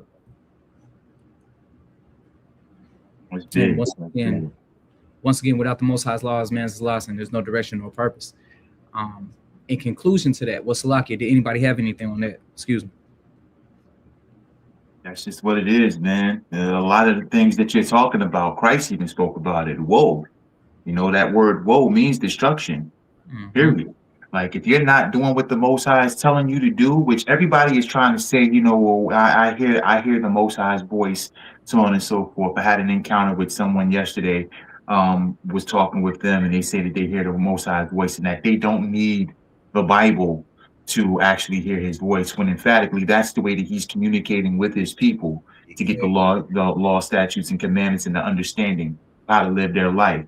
Like, if you're not doing that, then there's nothing but destruction for you. That's it. Nothing but destruction for you, because you're not living by what God said. You know what I'm saying? So, most of these pastors are not saying anything in regards to the law. They're telling you that the law is done away with. We touched on a little bit on that this past week in a barbershop talk. The destruction is there, it's waiting for you. If you're not in this book is your covering. This is the way the Most High communicates with you, to give you the instructions that you need to live your life the proper way, according to his standards. Anything outside of the Most High is death and destruction, period. So you gotta march in this. You have to believe in this. You got to do exactly what he said, how he said it, to the best of your ability. And that way we'll stay separate from the world, and we won't have to worry about that destruction coming down on us, right? I yield. Well said. I'll praise to the Most High. All right, so moving on. With that being said, the conclusion of this, wrapping it up, what we see in what verse was we at 19. So the righteous aren't at home in this world. We are pilgrims on the earth. Also, without the Most High's law, man is like a lost dog. The Most High's laws are a guidebook to life. Exactly. Hence the Bible, basic instructions before leaving earth. Little acronym to live by. All right. Moving on to verse 20. Cool. Do me a favor. Read 20, and then we're going to slow walk down and examine it. It's the book of Psalms, chapter 119 and verse 20. Get there. Here we go. And it reads, My soul breaketh for the longing that it hath unto thy judgments at all times. Thou Con. hast. Go ahead, Con. Oh, no, so like I thought you were done. Excuse me. Con, go ahead. Go ahead. You explain in verse 20. Yes, sir. Con. So going into my soul breaker, what's going on right here? It's an intense desire, a deep yearning, and spiritual hunger that bothers you. You're just consumed with passion and eating up with zeal, right? Let's see. All right, so the latter, next part to that, for thy longing, right? It's a constant craving for righteousness. We can get an example of that in Isaiah 26:9. Book of Isaiah, chapter 26 and verse 9. And that reads, With my soul have I desired thee in the night. Yea, with my spirit within me will I seek thee early. For when thy judgments are in the earth, the inhabitants of the world will learn righteousness. Right. So once again, with longing for the Most High, even in hard times. That's right. So when it says, I would desire thee at night, night can be symbolic. It can be some dark times. It can be literally at night. So when the whole point is seeking the Most High, and it says, I'll seek thee early, meaning it could be first thing in the morning, but either way, it's symbolizing priority. You're putting the Most High first. You're seeking him, right? Can we read verse 8 before that? Yes, sir. No. Start verse 7. God, verse 7. And it reads, The way of the just is uprightness. Thou most upright doth weigheth the path of the just. Read. Yea, in the way of thy judgments, O Lord, have we waited for thee. The desire of our soul is to thy name and to the remembrance of thee. Right. So my soul breaketh. We know that the only hope for us is the Most High. Mm-hmm. That's all I want to say. I just wanted to bring that verse out before you read it, because that was in the spirit. That's the precept I was going to bring out. You already had it posted up there. No, I'll press the Most High. All right. Where was we at? 29:6. 26. All right. So going back to that, 29:6, and it's the Most High's actions, in the world teach people righteousness, whatever that may be. It can be a vast plethora of different things that can show us, but it still teaches us, about the Most High's righteousness, whether it be from judgments to being humble to blessings, etc. Let's see. All right, let's go to Job. Matter of fact, excuse me, did y'all have anything else on that? We running smooth. We running smooth. Yes, sir. All right. Read Job 23:12 if you don't mind, Kwa. God. This is the book of Job, chapter 23 and verse 12.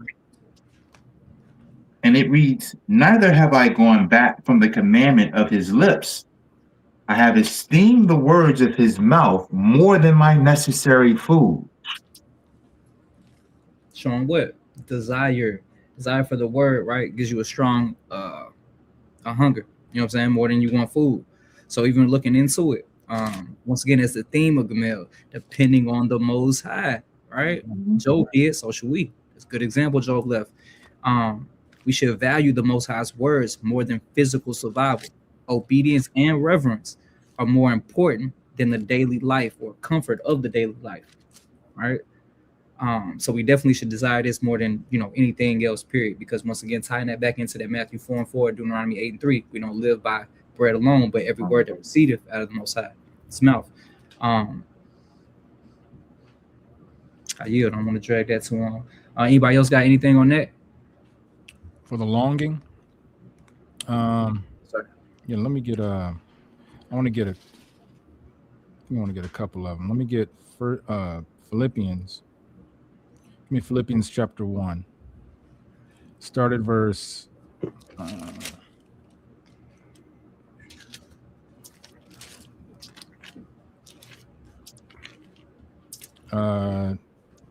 Start at verse 20. The book of Philippians chapter 1 and verse 20, and it reads, according to my earnest expectation and my hope that in nothing I shall be ashamed, but that with all boldness as always, so now also Christ shall be magnified in my body, whether it be by life or by death. Read. For me to live is Christ, and to die is gain. Read. But if I live in the flesh, this is the fruit of my labor, yet what I shall choose I wot not. Okay, read 23. For I am in a strait betwixt two, having a desire to depart and to be with Christ, which is far better. I think that's plain upon tables, right? God. For the longing is basically the desire to depart and to be with Christ, Right. which is the best, Right. right? Let me also get I wanted to, you know what? Let's get a classic one because this kind of ties into for the longing, right? For the longing of what, right? Give me 1 Peter chapter 2. 1 Peter chapter 2. I get there too, so I can see which. Sloggy too. I appreciate you tying in all these New Testaments. I was looking at it. I was about to say I got a lot of references from the old. Kind. All praises. Let me get first. I believe it's 1 Peter. Hold on, let me get there. 1 Peter chapter 2, and that's Salakia. 1 Peter chapter 2, and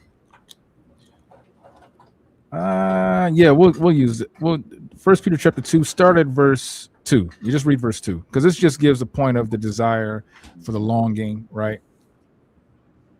God, this is the book of 1 Peter chapter 2 and verse 2, and it reads, as newborn babes desire sincere milk of the word, that ye may grow thereby. So even when you come to this truth, you know, the milk is the simple things, right? The easy things to do. We have to have a desire for that, right? Right. There's many times when how can I use this in an example? We talk about how people, you know, things happen in their life. We tell them, you know, pray to God, you know what I'm saying? Understand his word, right? And then they want to jump to things that are higher than their understanding, right? They should be desiring the simple things first, right? We can't even get some of our people to understand that, like when it says that the swine is an abomination, right? They're like, oh, so you think that just if I eat pork, that's just going, well, you know, we have to understand. This is talking about the milk. Do those simple things, desire those things first. Then the Most High will increase your understanding, right? So the desire part, that longing, it says, for the longing that it hath unto thy judgments at all times, right? We should have a craving, a constant desire for the Most High's word, right? Especially in the situation, the times that we're in today, right now, right? I just want to bring that little part out. Y'all go ahead. Salakia. Yes, sir. Salakia, real quick, one quick precept. Let me get the book of Luke, chapter 12 and verse 32. No, I'm sorry, 31. What'd you call Salakia, sir? The book of Luke, chapter 12 and verse 31. Gotcha. And this is just to solidify the point in regards to desire. These are the words of Christ. Because Christ, you know, he's doing everything that the Most High is saying. He's not doing anything of his own will. He's doing everything that the Most High told him to do. So let's get that, right? Let's read that. This is the book of Luke, chapter 12, verse 31, and it reads, but rather seek ye the kingdom of the Most High, and all these things shall be added unto you. There are steps. The first step is to seek the kingdom first. Your desire should be seeking the kingdom first. What is the kingdom? The law, statutes, and commandments, the things that you're supposed to live by. That should be your one true desire above all else, doing what the Most High told you to do. Right. And then those things that you will want to have in your life, that will be added unto you, because now the Most High is seeing your faithfulness in what he told you to do. Right? And we've Right. got to be reared and trained in this thing. Going back to the sincere milk, that the first teachings, the law, the simple stuff, just like Adawanak was talking about, the simple things. You can't stop eating pork, crab, shrimp, lobster. You can't stop doing that. There's a plethora of other things here on this earth that the Most High gave us that we can eat. And there's few things that we're not supposed to eat. For health reasons, of course, if you really think about it, you do the research on some of those things or whatnot, and you find out what some of those things actually hold in it. And it'll get you to think, well, the Most High did say not to eat this. I see why, right? It's just common sense in many cases, the simple stuff. So we got to come back to that. We have to seek the kingdom of God first. Because there's only going to be purity when the kingdom is here. Right. There's not going to be any wickedness. There's not going to be any sin. We're going to be holding the law without even having to think about it. We're going to be doing that. So now it's high time that we come back to that and obey the Most High. I yield. Let me get one more. Let me get the book of Sirach. Give me chapter 51. Start at verse 23. Book of Sirach, chapter 51. This is that hunger and that thirst, and it don't really take that much, right? Mm-hmm. Don't really take that much, as much as we think. You know, a lot of our brothers and sisters in this Christianity say, "Oh, we can't keep the commandments. We can't. That's too hard. Can't nobody. If you break one, you break them all. You know, all the stuff that they come out with excuses that Christianity has given them, right? That's weak. Right. That's weak. Right. Start at 23. Got it. It's the book of Sirach, Ecclesiasticus, chapter 51 and verse 23, and it reads, "Draw near unto me, ye unlearned, and dwell in a house of learning." Read that again. Draw near unto me, ye unlearned, and dwell in a house of learning. Ye unlearned. Ye unlearned. Let that sink in for a minute. Ye unlearned, and dwell in the house of learning. Right? Most High is saying something here, right? Keep reading. Verse 24, "Wherefore are ye slow, and what say ye of these things? Seeing your souls are very thirsty." So what the Most High is saying, read that again. "Wherefore are ye slow?" Are you slow? Thing. Are you slow? Oh my gosh. Right. All praises, man. All praises. "And what say ye of these things, seeing your souls are very thirsty?" Read. "I opened my mouth and said, buy her for yourselves without money." So you ain't got to put nothing to this. Is freely and liberally given. Go ahead, read. "Put your neck under the yoke and let your soul receive instruction." Receive instruction, right? Read. "She is hard at hand to find." Read. "Behold with your eyes how that I have had but little labor and have gotten unto me much rest." Look at it. Look what the commandments do. Wow. Look what following instruction and being obedient does, right? Are you? I think that's playing upon tables. Are you? No, that's a smooth precept. I ain't gonna lie. I remember when y'all had showed me that precept a while ago. That's, man, the Most High be talking cash. Let's see. All praises, man. All praises. I ain't gonna lie, that's funny. All right, let's just get one more so we can drive this point home. We've been beating it. Hold on, let's see. Psalm 63 and 1. So strong spiritual desire is like hunger, right? Do me a favor, read that for me, Baba Kusha. Yeah. The book of Psalms, chapter 63, and starting at verse 1. And it reads, "O God, thou art my God. Early will I seek thee. My soul." Salakia, we see that again. Once again, seeking the Most High early. This is a priority, right? Salakia, go ahead. "My soul thirsteth for thee. My flesh longeth for thee in a dry and thirsty land where no water is." Salakia, so that's double fold too, because at the setting of this, or the background, King David was in the wilderness of Judah. He was running from his enemies. You can read about that in 1 Samuel 23 and 24. But King David, he expresses his thirst for the Most High during a tough trial, right? To seek the Most High first, especially in a difficult setting, right? He acknowledges the Most High can carry or lift him up. Hence, once again, this letter, Gimel, satisfying his deepest needs. Now, it was a teaching moment as well. It was to show even when life is hard, and we could take this from this as well. Even when life is hard, true spiritual fulfillment comes from seeking the Most High sincerely, even when it's not comfortable. You know, think about that real quick. Salakia, think about that real quick. How our people are living right now. It's pretty uncomfortable, isn't it? Yes, sir. Like our backs are against the wall every single day. If you set your foot out the door sill, there's always something that's going on. You open up your apps, you go down your timelines, you read newspapers, whatever. You hear articles and stuff. There's always something that's going on with our people. We are living in a desolate place. This scripture really speaks to what it is that we're going through and what we're supposed to do in this time that we're going through it. This is like a very good scripture to go through with like some people who may think that, you know, the law, statutes, and commandments are done away with or whatever. You show them this scripture. I mean, listen, aren't our people going through what we're going through right now? We're in a desolate place. It's this precept speaks volumes. In the very next scripture, I'll read it for sake of time. To see thy power and thy glory, so as I have seen thee in the sanctuary. To see his power, like, that's something to behold. Because at the end of the day, he's coming back to save his people. His lot, his chosen, out of the world when he separated the nations, right?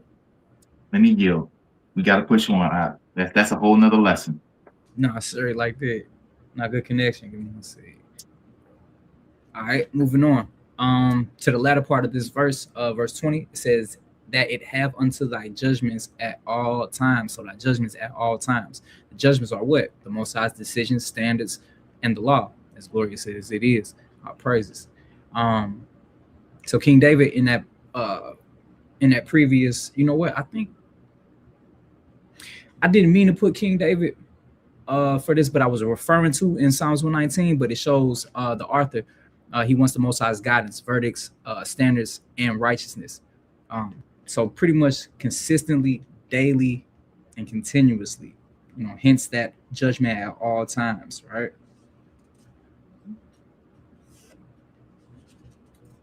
All right. Moving on. Qual, do me a favor, pull that Psalms 1 and 2 and not grab that 1 Thessalonians 5:17, Babu Shah. God. It's the book of Psalms, chapter 1, and verse 2. That's the spirit, man. We went through the scripture the other day. Verse 2. But his delight is in the law of the Lord.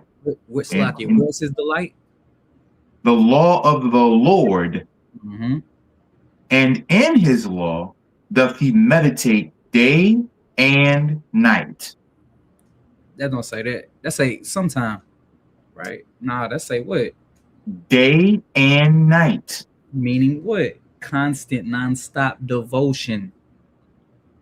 And hence tying into the end of the verse at all times, right? This doesn't stop. Nah, run that 1 Thessalonians 5:17. Con, this is 1 Thessalonians chapter 5 and verse 17. And it reads, pray without ceasing. Simple. Yeah. I mean, that's it. Lifestyle righteousness is what? Continual. All right. It's not occasional. So all times, at all times. Any of y'all brothers got anything on that? Rudeness just hit one of my favorite precepts I like to go to when we talk about the Psalms. I like tying these scriptures together because it really points to what we're supposed to be doing. Joshua chapter 1 and verse 8. You gonna get it, or you want me to get it, or? I got it. I'll read it for the sake of time. No. Let them get it. Let them get it. Okay, kind. Oh, sloppy. Okay. One sec. It's the book of Joshua, chapter 1, and verse 8, and it reads, This book of the law shall not depart out of thy mouth. Keep it close. That means keep it close to you. Keep it here. Go on. Yes, sir. But thou shalt meditate therein day and night. Always constant. Constantly in the Bible, constantly in the book. Constantly saying your prayers. We just went through that in Thessalonians. Constantly seeking after the Most High. Read. That thou mayest deserve to do according to all that is written therein. All that is written therein. Not some, not a little bit, not just something here and a little something there. No, all of it. Read. For then thou shalt make thy ways prosperous, Uh-huh. and then thou shalt have good success. That's plain upon the table. Seek ye the kingdom of God first and his righteousness, and then all these things will be added unto you. Come on. Let's tie it together and let's really be focused, right? Get into the law. Keep it close. Meditate in it daily. Keep it close to you. Always think of it. Constantly pray. Constantly commune with the Most High. Constantly have faith in the finished work of a Mashiach Yahushua, right? And then those things it is that you will want to have in your life, they'll be given to you. It'll just happen because you're being obedient, right? I yield. Let me get add to that. Let me get a Wisdom of Solomon, chapter 6, start at verse 12. Wisdom of Solomon, chapter 6, and verse 12. Longing for this wisdom. And it reads, wisdom is glorious. Wisdom is what? Wisdom is glorious. I'm going to chop it up a little bit. Wisdom is glorious, right? Mm-hmm. Wisdom is glorious. Understand that. Wisdom is glorious. Read. And never fadeth away. And never what? And never fadeth away. No, it goes away at times. Never fadeth away. It actually has an expiration date. It says, and never fadeth away. Read.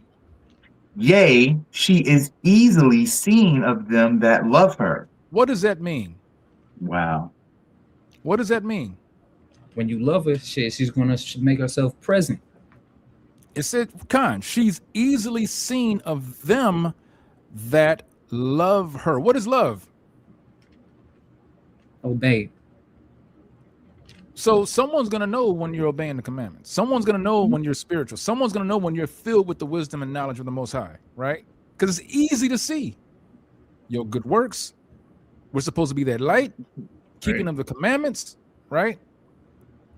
Right, read. I lost my place out of one. You're at, she is easily seen of them that love her. Easily seen of them that love her. Just just read it over. Start at verse 12 again. Verse 12, that's what I needed. Shoot, wait, hold on. It moved. Did it? Chapter 6, verse 12. Chapter 6, verse 12. Yeah, I lost my place. Wisdom is glorious and never fadeth away. Yea, she is easily seen of them that love her, and found of such that seek her. Oh, so that means that those that seek, that long, right, that want it, it's easy to find. It's not hard. What is that? The commandments are not grievous. Was that 1 John 5? Right? They're not hard. It's just that stiff neck that you got in that hard head, right? Right. Read. Continue. Verse 13. Yep. She preventeth them that desire her, in making herself first known unto them. Read. Whoso seeketh her early shall have no great travail. Read. For he hath found her sitting at his doors. See that? It's not hard, y'all. Right? Longing for that. If you're longing for this, for the Most High, his statutes, his judgments, it's not hard to find. Right. Right? Right. Put your mind on God. Right? Seek after his wisdom. It's not hard. It's very easy. Once you get to doing it, you start realizing, oh, this ain't that bad, right? That's how it happened for me. And I'm still learning, right? I still have that thirst for this knowledge. It ain't faded away, and it's been like 10 years for me now. All praise to the Most High. Right? All praise to the Most High. Right? So I yield on that. Shit, I ain't gonna lie, man. The script, that's cold, man. How everything keep tying into everything. That's smooth. All right, so the conclusion of give out that for the Nest Paradise. Salaki, I'll be messing names up on here. That was Wisdom of Solomon, chapter 6, verse 12. Really, you can read all of chapter 6. It's not a long chapter. That's what we just brought out. All praises. Thank you, sis. I see she put it in the chat also, right here. God. All right, all praises. Con. So the bar. So conclusion to this, where we at in verse 20. I said conclusion to verse 20. We have seen the devotion, what devotion looks like, yearning for the Most High's judgments, like a starving person at all times, right? Having a powerful, overwhelming desire for the word and truth. King David left a mighty example that the righteous seek the Most High truthfully, all right, and not have tailed, as it says in Revelations 3:15. Mm-hmm. All right, moving on. Before we do Slack, did anybody have anything on that? Excuse me. Hey, We good, King. We good. Keep it flowing. Too easy. All right. Kawal, run that 119 and 21, Baba Kusha. Time, verse 119, chapter 119 of Psalms, verse 21, and it reads, Thou hast rebuked the proud that are cursed, which do err from thy commandments. All right. So, who are the proud? All right. They're arrogant, the stubborn, the ones who refuse correction, those who exalt themselves or thoughts above the law or the Most High. All right. Now, going back to take a look at this and examine it. Verse 21, it says, Thou hast rebuked the proud. So let's go to Proverbs 16 and 5. Book of Proverbs, chapter 16, verse 5. And that reads, Everyone that is proud in heart is an abomination to the Lord. Though hand join in hand, he shall not be unpunished. So that latter part, when it says though hand join in hand, that's a Hebrew idiom or a figure of speech. It's just saying if a person or people unite, to support, protect, or uphold that proud person, it doesn't matter. The Most High still sees it. His view is never altered, obstructed. So you still can't hide from it. You're going to get punished. And once again, the focus is Salaki, the proud being rebuked, right? And we know that's one of the things that God hates, according to Proverbs 6. Right. Getting another precept, grab that James 4 and 6. And once again, this is still in the realm of the proud being rebuked and how the Most High deals with that spirit. Book of James, chapter 4, and starting at verse 6, and it reads, But he giveth more grace, wherefore he saith, God resisteth the proud, but giveth grace unto the humble. Right, the Most High God actively opposes the proud. That's crazy, because you definitely don't want the Most High to get active with you. So we want to stay away from that spirit. Now, granted, we all fall into it, etc., here and there.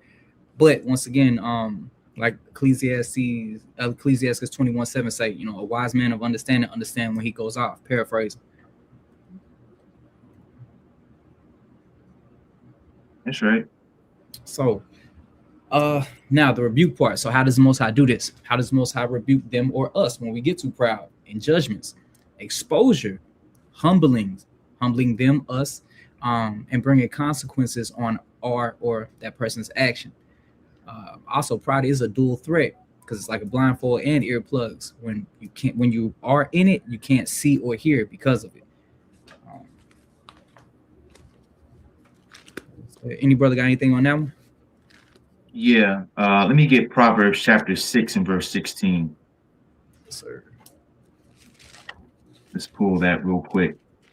Again, we're talking about this pride thing, and this is something that I like to teach on ever so often, because sometimes, as a people, we do get prideful. We get prideful in our own way, in our own knowledge. You got to watch that, because this is what the Most High has to say about it. Let's read that. It's the book of Proverbs chapter 6 and verse 17. 16. Salakia. Proverbs 6 and 16. These 6 things doeth the Lord hate. Yeah. 7 are an abomination unto him. This is an abomination unto the Most High. This is how much he hates it. He calls it an abomination. What's the first thing on that list in verse 17? A proud look. Point blank, period. Mm-hmm. We don't need to go into anything else because everything else falls under it. When you go and you read on in that same chapter, verse 17, 18, 19, and yeah, verse 9, all the way to 19, all of that falls under pride. So if you get prideful, you're adding all of this other stuff up under you because you think you know a whole lot. No, stay humble. The Most High gonna give you that grace. Gonna give you that oil of grace that you need, man, because the world in itself is already prideful. They're already doing things. You see Trump in office. You see the Congress going off. People making all sorts of laws. Trump's ICE team and all of them prideful as hell. It's a bunch of stuff going on that shows pride. And all of these wicked things that are abominations unto the Most High is showing just from them being prideful. So we got to be careful that we don't stumble into pride because these same things can attach itself to you. Got to be very careful. Stay humble, and the Most High will lift you up in due time. Khan? I yield. Knock, you got anything, big dog? Give me Malachi. Malachi is going into how the Most High is going to rebuke the proud, right? Give me Malachi chapter 4, verse 1. Book of Malachi, chapter 4, verse 1, and it reads, For behold, the day cometh that shall burn as an oven, and all the proud. No, just a few. Just a few. And all the proud. No, just those who they don't know anything else. Just whatever. It's not all. All don't mean all, does it? All means all. Come on, read. And all the proud, yea, and all that do wickedly shall be stubble. Let me ask you something. Is proud equated with wickedness? Yes. All right. Pride is equated with wickedness, right? Start from the beginning, read it again. Fine. For behold, the day cometh that shall burn as an oven, and all the proud, yea, and all that do wickedly shall be stubble. Wow. So now we see, here's the rebuke, right? Keep reading. And the day that cometh shall burn them up. Hey, ashes, y'all. Charcoal. Keep reading. Saith the Lord of hosts, that it shall leave them neither root nor branch. That's hard right there. You ain't lying. Hey, pride is the beginning, right? Pride is the beginning of sin, right? That's what leads to it. So yeah, that's a heavy rebuke. A heavy rebuke. Are you? Shoot, that was smooth. We're gonna stay right here in Malachi. God. Expound on that. That's the spirit. So expound on the part about what's like it, moving on to the next part, that they are cursed. Now to stay in this book to show a curse, right? Cool. I'll grab that Malachi 2 and 2. And real quick, the background to this, the priests, right, were supposed to guide the flock in proper worship and uphold the Most High's covenant, but became corrupt. All right. So with that being said, too, we understand the priests nowadays are us. It's not directly through the lineage of Aaron and Moses, according to Exodus 19:6, etc. So when we're all priests, so we have to take this and we apply it to everyone. This is a rebuke for everybody. Ain't nobody getting away on this one. God. This is the book of Malachi, chapter 2 and verse 2, and it reads, If ye will not hear, and if ye will not lay it to heart, to give glory unto my name, saith the Lord of hosts, I will even send a curse upon you, and I will curse your blessings. Yea, I have cursed them already, because ye do not lay it to heart. So what do we see? The Most High warned them. He said, if you will not hear me, and if you will not lay to heart, once again, it goes to that heart issue again. Everything is really rooted in your heart and sincerity, right? He warned them, but their failure had consequences. And what was those consequences? the curse, or excuse me, curse is, or a curse, in both material and spiritual. How do we know that? We can read Deuteronomy 28 and 15. But this is important because the Most High is stressing sincere devotion from the heart, not going through the motions. It's a call to self-examination for leaders and followers alike. Are we truly and sincerely honoring the Most High, or just acting? All right, we really got to ask ourselves that. Now, going to the rebuke, or excuse me, the original covenant that pertain to these curses and why they got cursed with Deuteronomy 28 and 15. If you want to read that, Kawhi. Book of Deuteronomy, chapter 28 and verse 15.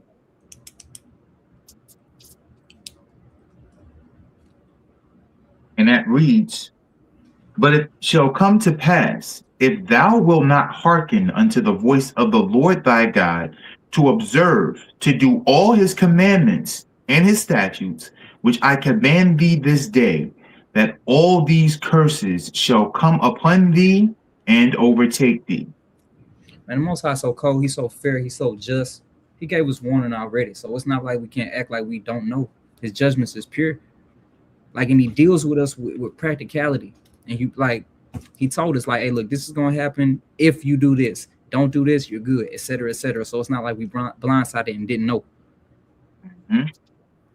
Did any of you brothers have something on that one by chance?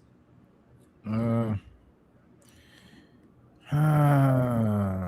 don't know if I want to go into this one because it's dealing with law. No, I'll pass on. I'll wait till a little later. Yes, sir. No sweat. Cool. What about you, big dog? I'm good to go. Keep it smooth, right? Let's keep it smooth. Too easy. Moving on to substantiate this even more, Jeremiah 17 and 5. Do me a favor, cool. I'll read that, Papa Hushai. What was that scripture again? Jeremiah. Jeremiah 17 and 5. Yes, sir. God. It's the book of Jeremiah, chapter 17 and verse 5.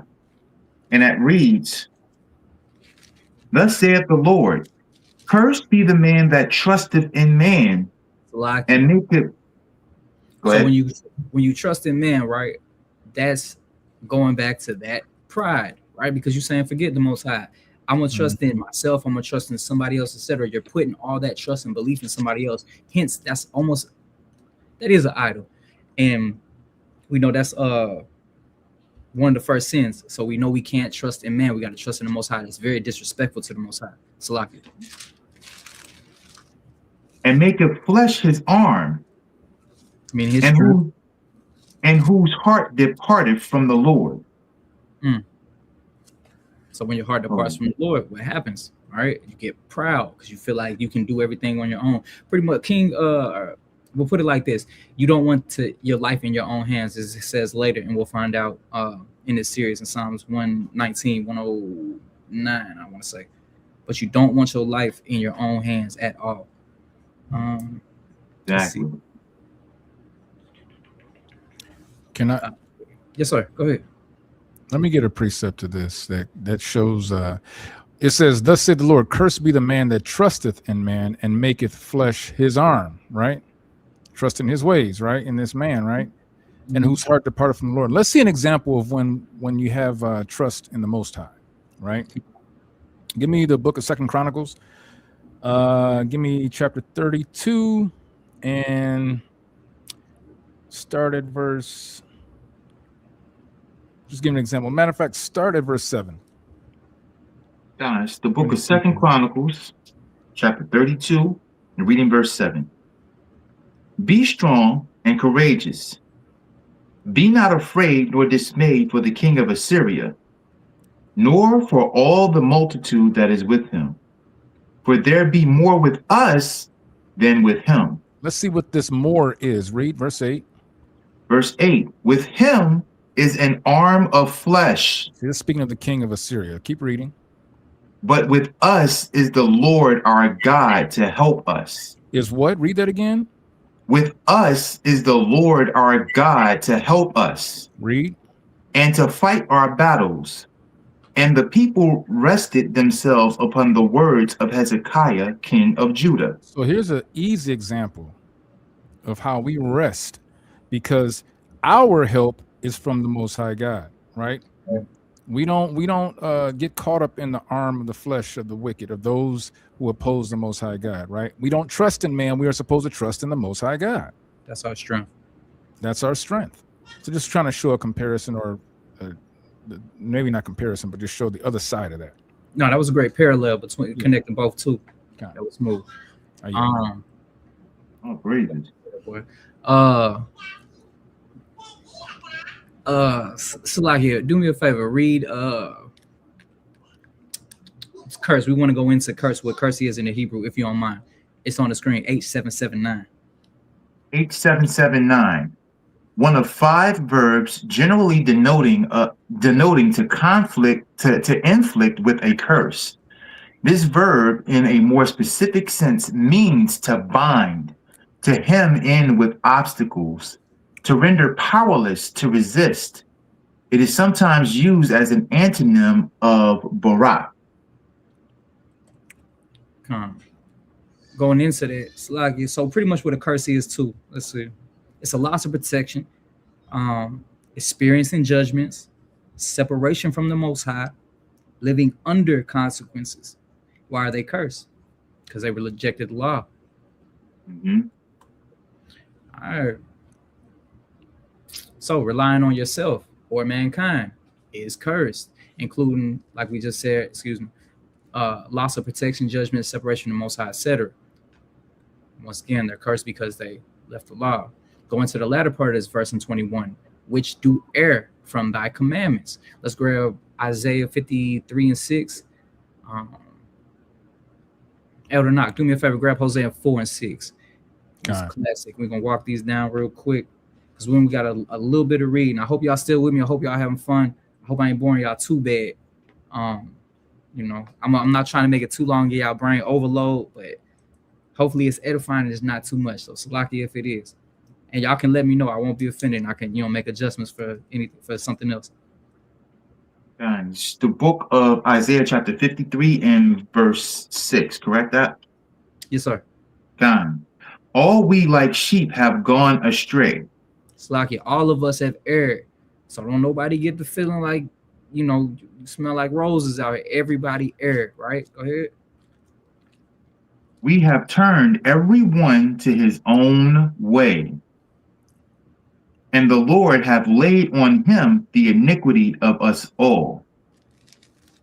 Once again, the reason we're reading these because these are consequences for erring from the commandments. That's all. These are pretty much plain upon table, so I'm not just going to dissect every single one. All right, that Hosea 4:6, Baba Kusha.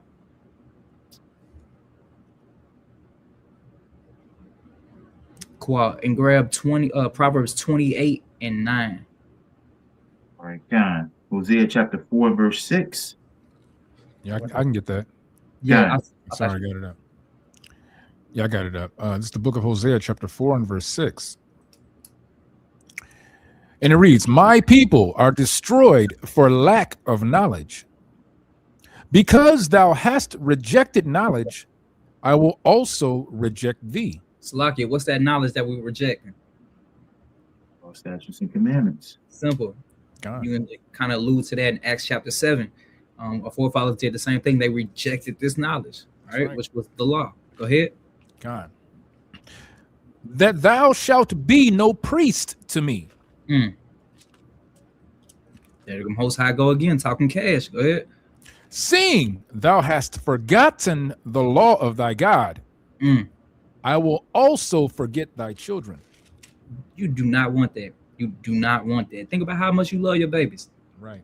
But once again, this is a judgment, right? For the erring from the commandments. You love them babies. You don't want the Most High to forget them. I know I don't. All right, moving on. Proverbs 28:9. Proverbs 28:9. These are showing too the consequences once again for erring from the commandments. It's the book of Proverbs chapter 28, verse 9, and it reads, "He that turneth away his ear from hearing the law, even his prayer shall be abomination." Turning from the law is serious. It's a sin, right? Then you can't even pray. The Most High ain't hearing that. Like how do you get him to, you got to come back to the law. It's the only thing you can do. repent and seek forgiveness and keep the commandments afterwards. If you don't mind, can you read we're gonna go into air. We're gonna break that down for the let me get one part. Go back to that. Where you were before. Right before Proverbs you got Proverbs 28. No. The on the screen. Just so that are cursed, right? Mm-hmm. Because of the knowledge, right? This is a precept that we all know. Give me Isaiah 5 and start at verse 13. The book of Isaiah, chapter 5, and verse 13. Yep. And that reads, "Therefore, my people are gone into captivity." Why do we go into captivity? Well, we see that all through the scriptures. Deuteronomy chapter 28, right, gives us those two different reasons. Whether we keep the commandments of the Most High God or whether we disobey the Most High commandments, there are things there was judgments that are going to come for that, right? So it says, "Therefore, my people are gone into captivity." Read. Because they have no knowledge. And we just said, brother Keziah, Soldier Keziah just said that knowledge. He asked, what is that knowledge, right? That knowledge is keeping the laws and commandments. Read. And their honorable men are famished, and their multitude dried up with thirst. All right, keep reading now, verse 14. Therefore, hell hath enlarged herself. Read it again. Therefore, hell hath enlarged herself. Read. And opened her mouth without measure. So here's a question. All right, so if hell enlarged herself, that means that there's a big hole in the ground then. You know, Christians think there's a big hole in the ground, right? They don't realize what hell is according to the scriptures when it comes to dealing with the children of Israel, right? It says, therefore, hell hath enlarged herself. What is that speaking of? Hell hath enlarged herself. Somebody put that in the chat. What is that really going into? Give you a little time. What is that going into? Anybody in the chat?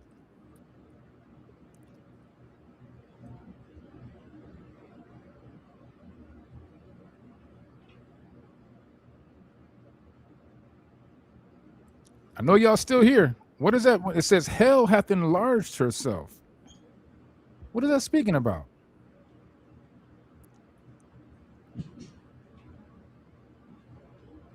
Get a few more answers in the chat. Because we gotta understand these things, right?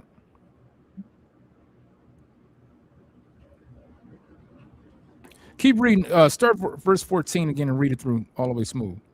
John. Therefore, hell hath enlarged herself and opened her mouth without measure, and their glory and their multitude and their pomp, and he hath rejoiceth, saith, shall descend into it. See that? Now I'm gonna ask the question again. What does it mean by the hell hath enlarged herself? We getting a couple of answers. We got a few good answers in here, I think. Yeah, we do. I see one. Rudeness, captivity. All right. I see what I was looking for. Sin. Okay, that's true. Captivity, absolutely. The wider path. The wider path. That's another. I'll take that. All right, sis. Adawan. I like this one right here, though. I like this one right here because it kind of gives a deeper explanation. Our lower position has been expanded. Yep. I like that, Cap. Captain, shalom to you, Captain. Shabbat shalom. So right. So hell is a condition, right? The condition of our people is just expanded. The hellish conditions of our people, right? We look at that today, right? We're profiled. You know, we make up the most in the prison system, right? You know, you can't get a house without getting a high interest rate. You know, we can't get a loan from the bank. I mean, you know, we're keeping these holidays of the heathen and wondering why everything ain't getting better for us, right? We've opened up the condition of hell. That's what this is going. This is not going into the ground with a red man with a pitchfork and some horns, right? Right. So I just wanted to bring that out right there, showing that the hellish conditions that lines up with being cursed, right? That's a part of the curses. What we see that give me, was it Deuteronomy 28 and well, they're all in Deuteronomy 28. That's just all the curses. I ain't got to bring that out, but that's just an explanation of our condition, right? Hell has enlarged herself, right? Has enlarged itself. I yield on that. No, for sure. And think about it like this: it's like a mass grave. Like the grave is just getting bigger because you're walking around in the congregation of the dead. God. So it's just a bunch of dead people. That's a God. It's like you're going back to read this if you don't mind, cool. I'll read the Hebrew breakdown for air. Bible Shah. It's on the screen too. Yeah. Wait a minute.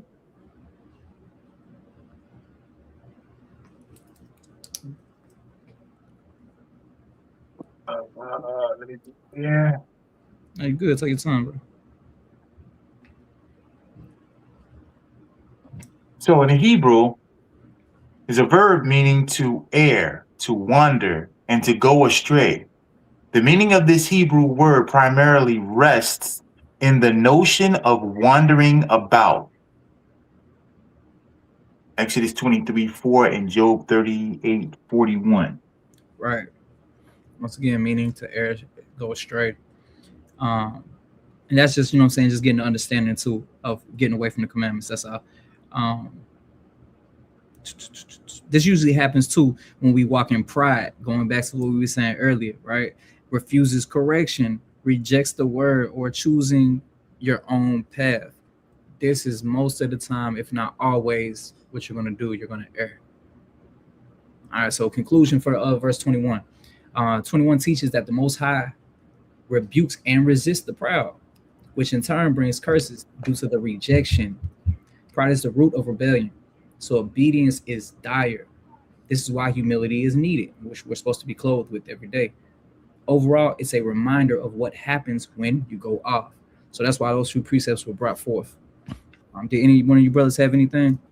Let me get the book of Sirach. Give me chapter 10 and start at verse 7.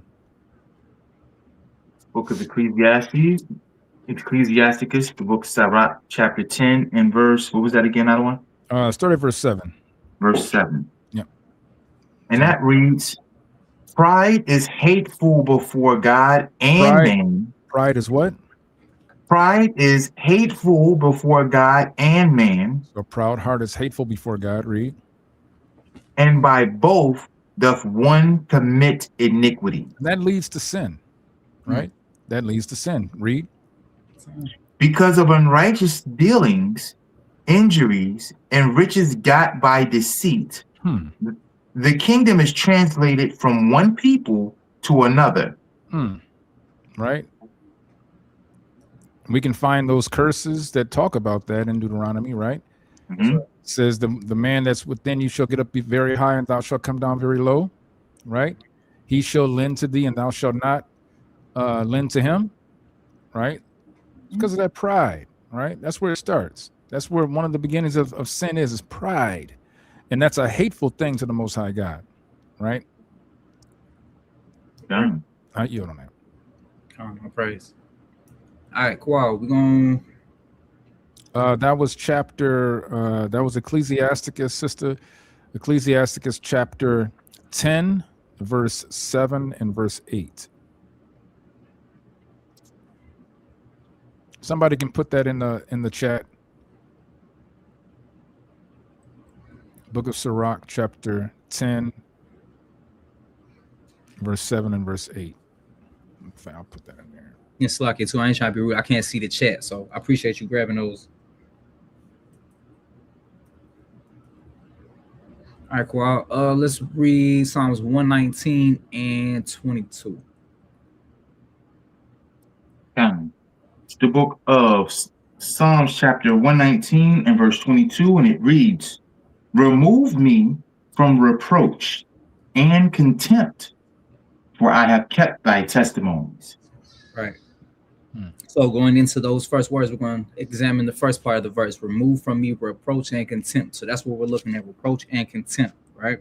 So reproach will be shame, right? Or public humiliation. Contempt is some type of mockery, right? So let's read these Hebrew terms of what they are in the Hebrew, if you don't mind. All right. So first definition, herpa. A feminine noun meaning reproach, scorn, taunt. The term can be used for a taunt hurled at an enemy, with an individual such as barrenness, Genesis 30:23, uncircumcision, Genesis 34:14, and widowhood, Isaiah 54:4. All right, so we can see that this can be used and weaponized as a euphemism, or just some type of negative term, thrown at somebody. That's all. And that was, reproach. Going to contempt. And for contempt, H937, booze. A masculine noun indicating shame. Contempt is an attitude of disrespect and scorn toward persons. Contempt may spring from pride or personal wickedness. God pours out contempt on the objects of his judgments. Psalms 107:40. All right, so let's see.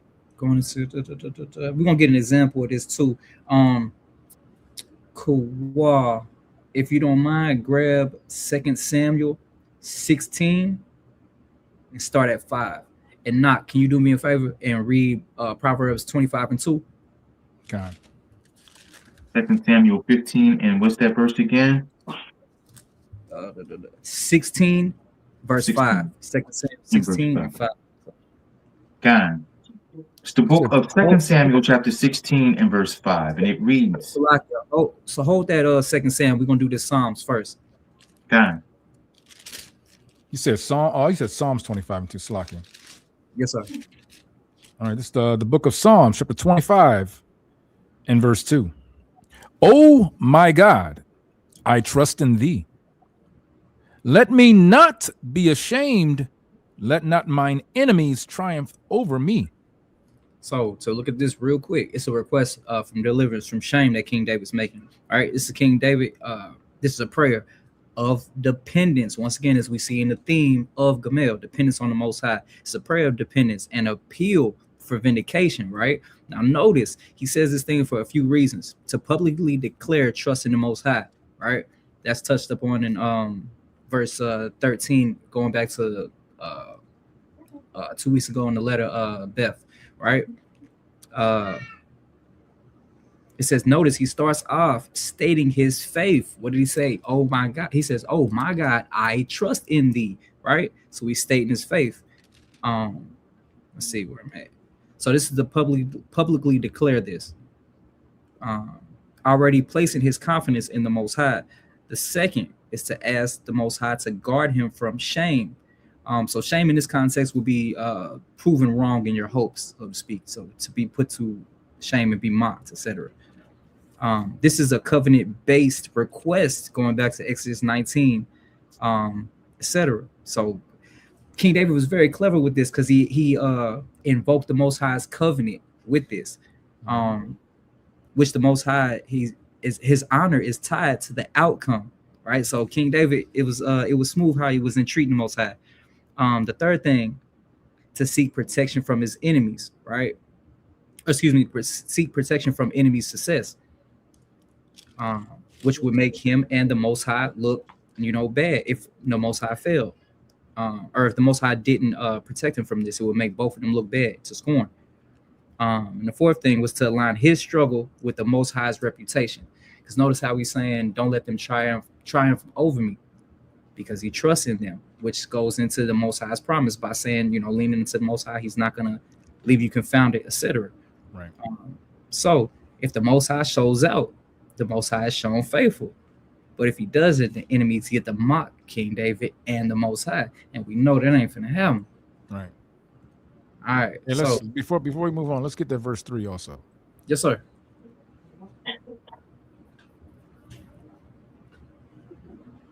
Psalms 25 and 3. Oh, you want me to run it? Yeah, run verse 3 also. Give me a second. I ain't got it up. I was in my notes. Here, I got it. I'll pull it up. Appreciate you.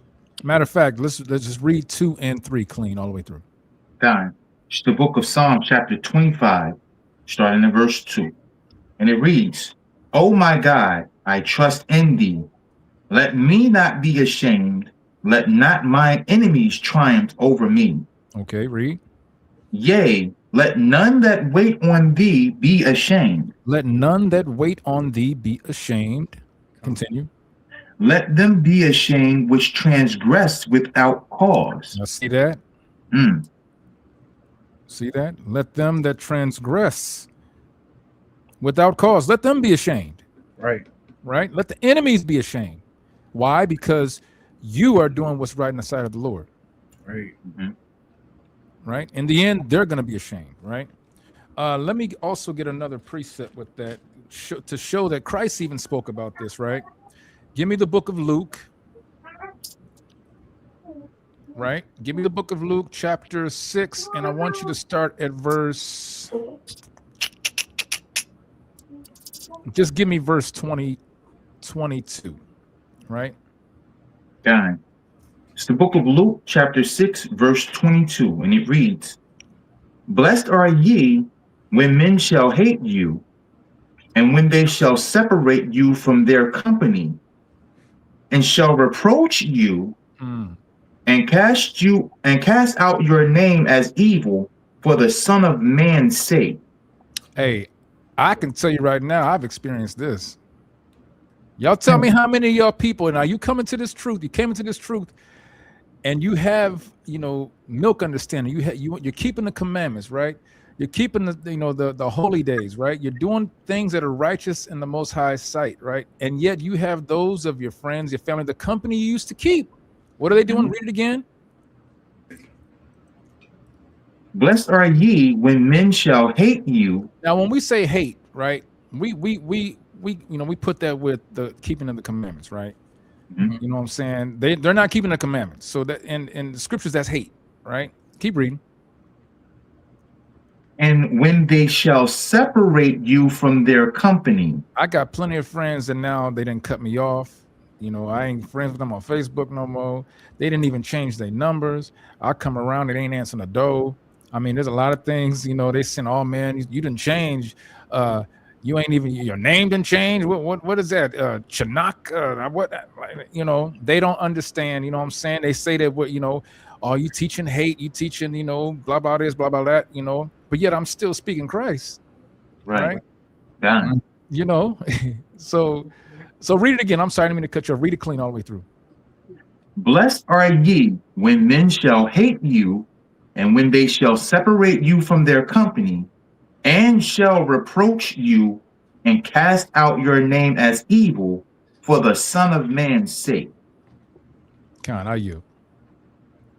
Praise. Yeah, that was smooth. That one really tied in perfect. Mm-hmm. That Luke 6 and 22. All right, so bam. All right, so now real quick, we're gonna get an example. So a little bit of reading time for the Sabbath. We're gonna get some of this in. The example of reproach and contempt. I'm gonna show with King David. All right, Kawal, if you don't mind, that 2 Samuel, read that. And Knock, if you don't mind, grab 1 Kings chapter 2 and hold 8 and 9. And I'm gonna have jumping around in 2 Kings 2 and Knock, but 1 Kings, but that second chapter. God, this is the book of 2 Samuel chapter 16, starting at verse 5. And it reads, "And when King David came to Baharum, behold, thence came out a man of the family of the house of Saul, whose name was Shimei, the son of Jerah. He came forth and cursed still as he came. And he cast stones at David, and at all the servants of King David. And all the people and all the mighty men were on his right hand and on his left. And thus said Shimei, when he cursed, come out, thou bloody man, and thou man of Belial." Sheesh. The Lord. Slacky. Go ahead. Okay, time. The Lord have returned upon thee all the blood of the house of Saul, in whose stead thou hast reigned. And the Lord have delivered the kingdom into the hand of Absalom thy son. And behold, thou art taken in thy mischief, because thou art a bloody man. Slakia. Let's see where you stopped off at. All right, so real quick too, that 16 at 5 and 8, he's cursing King David. And that's not a small implication what he's saying. When he's saying man of Belial, that goes back to I want to say Deuteronomy 13. Slakia if I'm wrong, but I think it's Deuteronomy 13. And it's not necessarily actual children of a person. It's once again, it's an idiom. It's just meaning like a lawless person or a reprobate or a murderer, etc., etc. So in this day, he's really talking bad to King David. Let's see. So man of Belial, it goes into things such as lawlessness, idolaters, sexual immorality, rebellion, false witnesses, deceivers, corrupt priests and leaders, violence and destruction should have been. So that's where he's stemming all this from. He's trying to encompass David in this and lump him up with this type of spirit, right? Read. So we see Shmuel curse King David, right? And read jump a chapter over stay there and read 9 and 10. Baba Kusha. Verse 9. Then Abishai, the son of Zeruiah, and unto the king, why should this red dog curse my lord the king? Let me go over, I pray thee, and take off his head. And he ready to get active for him, getting out of pocket. Like in Proverbs 18:6, that contentious mouth called for strokes. So he had that zeal, going because he didn't want nobody talking or disrespecting his king like that. Go ahead. God. Verse 10. And the king said, what have I to do with you, ye sons of Zeruiah? So let him curse, because the Lord hath said unto him, curse David. See that? So King David allowed this to happen because he thinks it's coming from the Most High. So he's just resting in it and just taking his lick, so to speak. Let's see. Grab 1 Kings 2 and read 8 and 9, Baba Hushai. Come on, this is the book of 1 Kings, chapter 2, and starting with verse 8. And behold, thou hast with thee Shammai, the son of Gerah, a Benjamite of Baharim, which cursed me with a grievous curse in the day when I went to Mahanaim.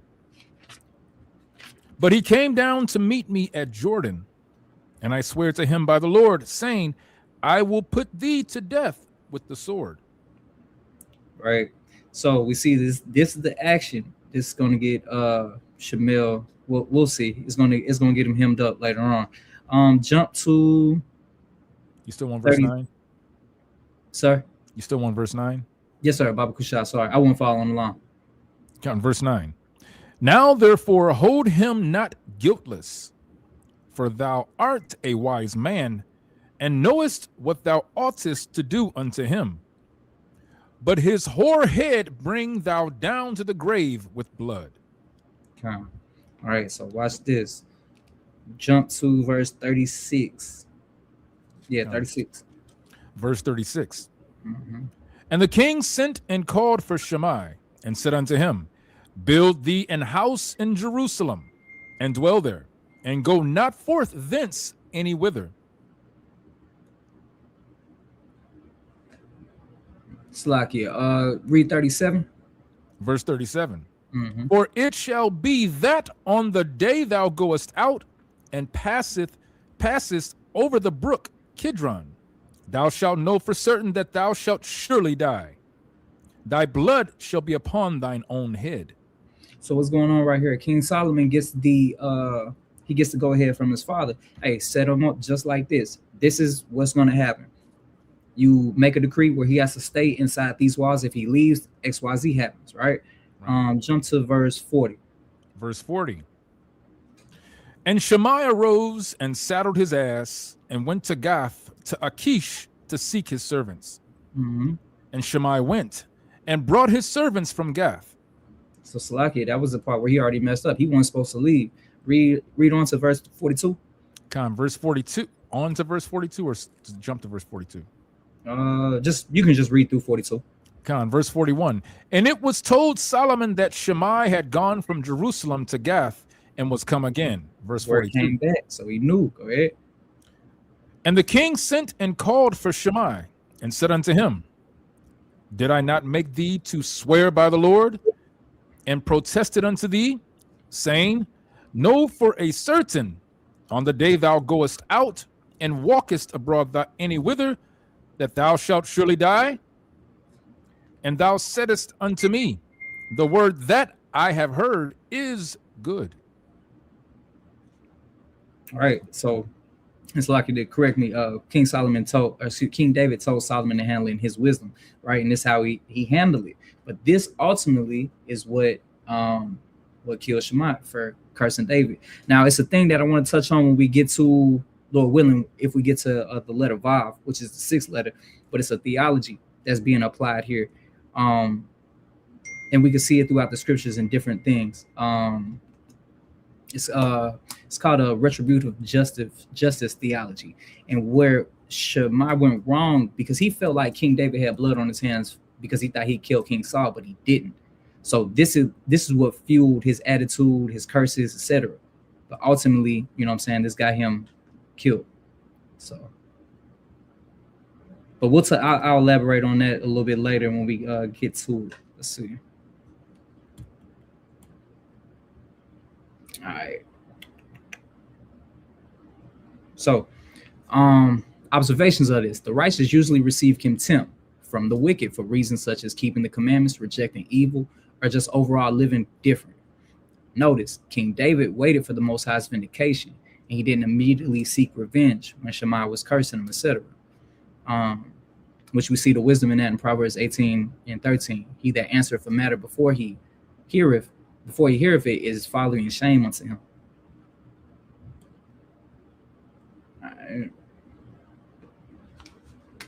All right, going to the latter part of this verse. For I have kept thy testimonies. Kawal, do me a favor and read. Yeah, read that 1 Samuel 2 and 30, Babu Shah. All right, the book of 1 Samuel, chapter 2 and verse 30. Get there. 1 Samuel chapter 2, verse 30, and it reads, Wherefore the Lord God of Israel saith, I said indeed that thy house and the house of thy father should walk before me forever. But now the Lord saith, Be it far from me, for them that honor me I will honor, and they that despise me shall be lightly esteemed. This is why this request was able to be made and honored, because the commandments were being kept. All right. The Most High says he honors those who honor me. Like it says in Proverbs, 8 and I want to say 13 or 17. I love thee who love me. All right. All right. Y'all got anything on that? We can show even in the last book, those that despise the children of Israel who are keeping the commandments, right? Because keeping these commandments brings what from the enemy? Scorn, reproach. Right. Give me I think we all know this verse. Give me Revelation 13. And matter of fact, hold on, there's another precept I want to get out. Real quick, let me see if I can.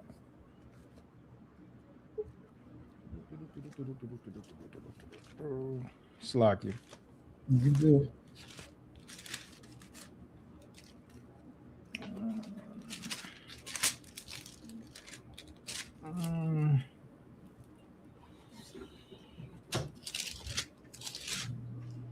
Three and no, that's not the one. Give me Revelation 13, start at verse, and just read verse 1.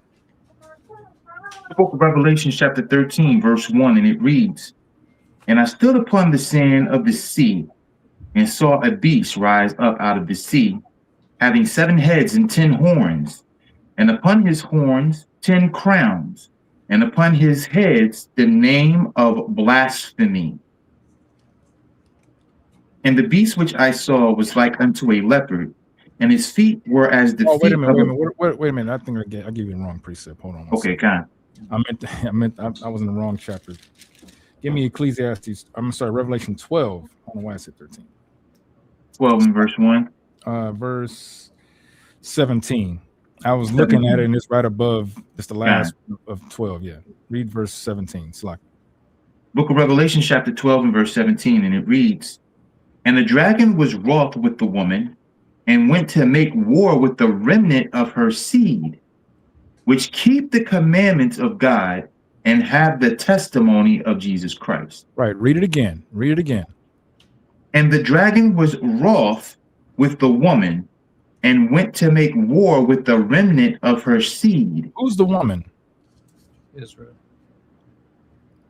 Chat. Yeah, that's right. Chat. Who's the woman? There's a lot of allegory in this, in metaphors in Revelation. Who's the woman here? Read again, Kowal. God. And the dragon was wroth with the woman, and went to make war with the remnant of her seed. And the remnant of her seed, right? The remnant of her seed. Now, this is future prophecy, right? This is Revelation, right? Israel, Zion. That's right. That's right. All praises. All praises. So it's saying that it says that the dragon was wroth with the woman and went to make war with the remnant of her seed. Read why. Here's the reason why. Which keep the commandments of God and have the testimony of Jesus Christ. So you see that? You see that? Even in the conclusion where it says that Keziah has up, when you're righteous, you receive shame and mockery. Mm-hmm. Right? And we see this even in the last book, right? The woman, the dragon, right? And we ain't gonna go into who the dragon is, but I'm sure everybody knows who the dragon is. We'll have that for another lesson. Right? But it's just showing an example that, those who see that we're keeping these commandments, when they start seeing that we ain't celebrating Christmas no more, we ain't celebrating New Year's, we ain't celebrating Easter, we ain't, we're congregating together on the Sabbath day, right? We're keeping the laws that God had given our fathers, our forefathers, going back to those things that put us in a position to rule, right? When they see that we're starting to get into a position to rule, what does that mean for the dragon and his children? It's over with. It's over with. So why you think they're doing us the way we're doing, right? Right. As a matter of fact, I want to show an example of that. Give me Judith chapter 5. I think we brought this out. Man, I was just thinking about that. I ain't gonna lie. As soon as you said that, it popped in my head. Yep. Give me Judith chapter 5. Yes, sir. And let me, I believe, it was at 5. I think it's the 17th. See, it started. We're gonna read this little whole. We're just gonna read down to just to give an explanation. Started let me see where I want to start. I guess we can. Verse 17 out of one? I guess start at verse 17. Just give me a backdrop of what's going on. Yep. So in this chapter of what was going on in this context too, we was King Xerxes had sent his army out, Holofernes, his chief captain and all that. And he had his spy, or one of his captains, Achior, if I'm pronouncing that name right, from the Amorites, and he was like, "Hey, look, I'm gonna tell you about these Israelites, and I'm not gonna lie to you. When they doing what they supposed to do, bruh, leave them alone, because God destroys everything. Mm-hmm. But when they don't, we're gonna see." Go ahead, read verse 17. This is the book of Judith, chapter 5, verse 17, and it reads, "And whilst they sinned not before their God, they prospered, because the God that hated iniquity was with them. But when they departed from the way which he appointed them, they were destroyed in many battles very sore." Read that one again. Read that part again. "But when they departed from the way which he appointed them, they were..." The Most High gave us an appointment, right? Mm-hmm. He gave us the tools and the skills and the word that he provided for us to be able to do what? Serve him. To serve him and to what? To those who opposed. Right. Right? To be able to conquer, be able to rule, be able to contest against those who oppose, right? What was that verse? Was that verse 18? Verse 18, God. Yeah, continue with 18. They were destroyed in many battles very sore, and were led captives into a land that was not theirs. Hey, Keziah, go ahead and finish the breakdown with that. I'm looking something up real quick, if you don't mind. Go ahead, Kowal. Done.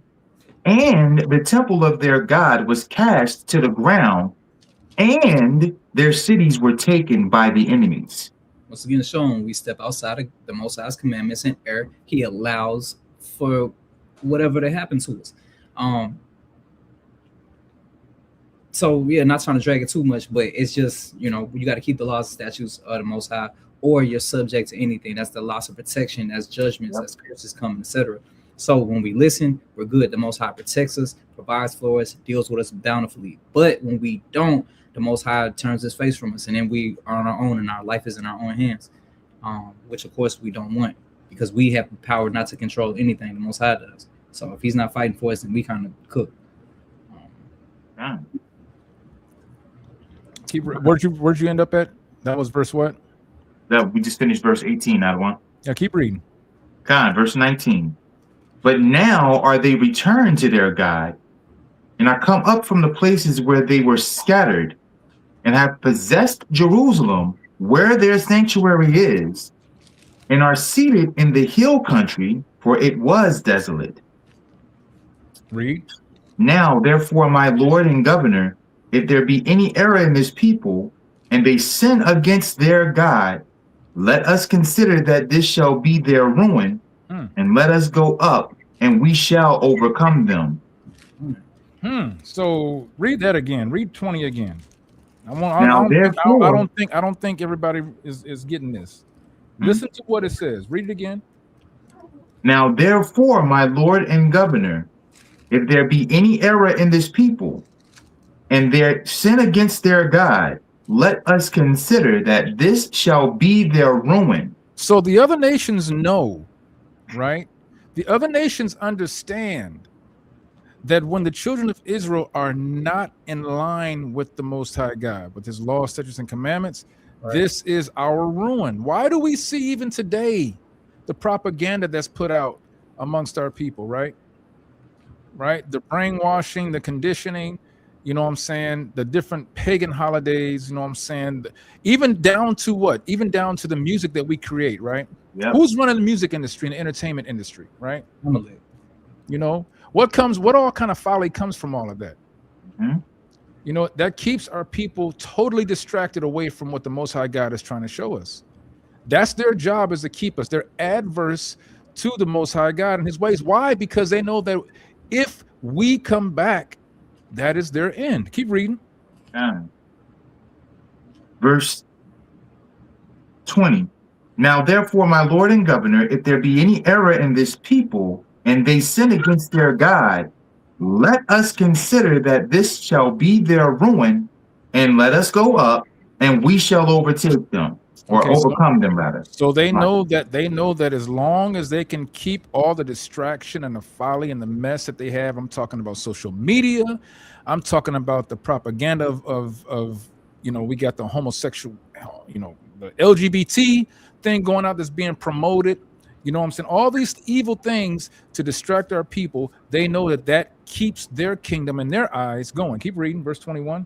Verse 21. Go ahead, because if I may, real quick, the craftiness that they usually display. If you think about it like this, every fast food place you go in the morning, breakfast food, they all got that same abomination. Like, they want you to start your day off wrong and ruin, because if you start your day off wrong, that means they can conquer you spiritually. But anyway, Con. Hey, that pork is crazy, y'all. Pork is they got that pork and everything. You know what I'm saying?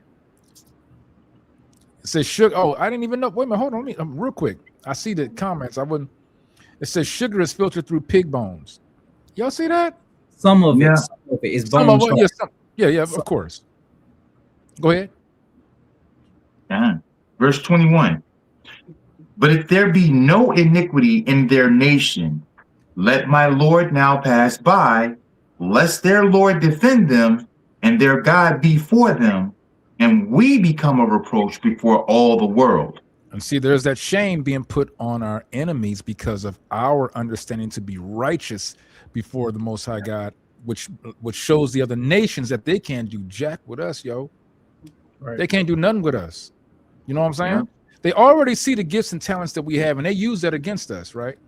Now, just think if we was using our gifts and talents in righteousness, right? Would we be pretty much gaining wealth and health and good health and those things?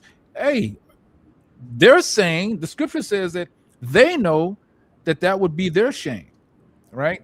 And here's the one thing that I think is a great thing to understand. Let me get just I was looking for this one because it came to mind. It's in Ecclesiastes, right?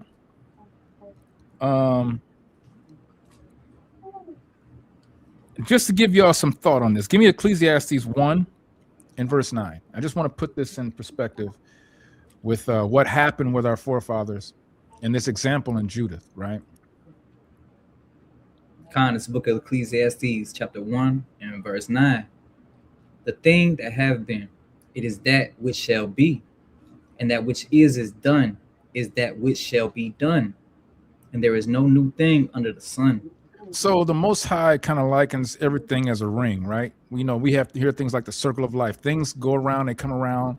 I think in the verses earlier, it talks about how the wind starts and turns to the north, and then it comes back in its circuits, comes back to where it started, right? Let's understand, family. This thing happened before, as we see the example in Judith, and it's gonna happen again, right? That's how I look at the scripture. Like, you know what? All praises to the Most High. When we keep the Most High's commandments, right? His word don't go and come back empty. His word don't go out and it don't accomplish his mission, right? So understand, you know, we don't have we don't remember things, and we're not gonna remember things coming forward. But what we can stand on is having faith in Yahweh Shai and coming back to God's law, statutes, and commandments, that these things will come, right? So there is going to be a time where when we actually start keeping these commandments, the other nations are going to see it. While they're seeing us keeping these commandments, they're gonna put some more coals to the fire, right? Christ talked about that, right? They're gonna persecute us, but if we hold fast, endure, right? We know, just like the scripture said, that what happened before is gonna happen again. We're gonna rule again, but this time when we come into our rulership, it's gonna be a forever rulership. So it's important to understand and have faith, right, to come back to these commandments, right? Because we know that is our rise to being holy and righteous before all the nations, to be able to rule. And we know that those other nations who are ruling over us, who have downcast us, who give us all kind of names, who imprison us, who kill us without a cause, right? Only because they want to keep their pride, they want to keep their pomp, they want to keep their position, right? Which is totally adverse to God. That's why the whole world is whack right now, right? Yeah. I just heard earlier, I'm going to add this real quick. They are now putting vaccines in food, family. You can look it up, right? There's studies where they have been able to now, in certain universities, have been able to put vaccines in lettuce, right? Someone just said in cheeses, right? Because they're trying to be crafty. They're trying to make sure that we don't have no kind of way, and then when they do this, it's almost like them saying, we got it locked down. Y'all ain't got no way out. Right. We're going to always be on y'all neck. There ain't nothing you can do. When they actually said it themselves, when we keep the Most High God's laws, commandments, and the faith in Yahweh Shai, that is their end. Right? It's that simple. I yield on that. That's right. I didn't mean to go that long. No, you good. They must not know the God we serve. You know what I'm saying? He do as he please. God. Shit. There ain't nothing you can do for the truth, but only, you know what I'm saying, against it, only for it. All right.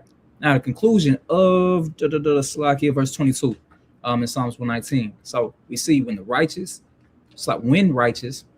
you receive shame and mockery, as we've seen with King David, etc. We can use other examples of Ezra building the temple back up, Nehemiah, etc.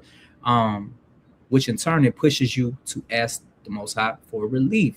And the Most High can and will remove shame if you're obedient. Once again, it's contingent on certain things, but it still follows that theme of depending on the Most High and the meaning of Gimel, being lifted or carried, such as a camel. Keeping the commandments provide divine protection and honor, as we see. The Most High definitely, wants to give us that because he respects Israel, not in judgment, of course, but just as a nation and his children. Moving on. Did anybody have anything on that? With the princes speaking against us? Oh, no, sir. On the conclusion. Okay. On Salakia. No, I'm good with that. Too easy. All right, Koral, do me a favor. Read Psalms 119 and 23. We got one more verse after this, family, and I'm gonna let y'all enjoy y'all family and y'all day. I appreciate y'all rocking with us. Hopefully, everybody was edified, at least one person, and all glory and honor and praises to the Most High. But we almost done, y'all.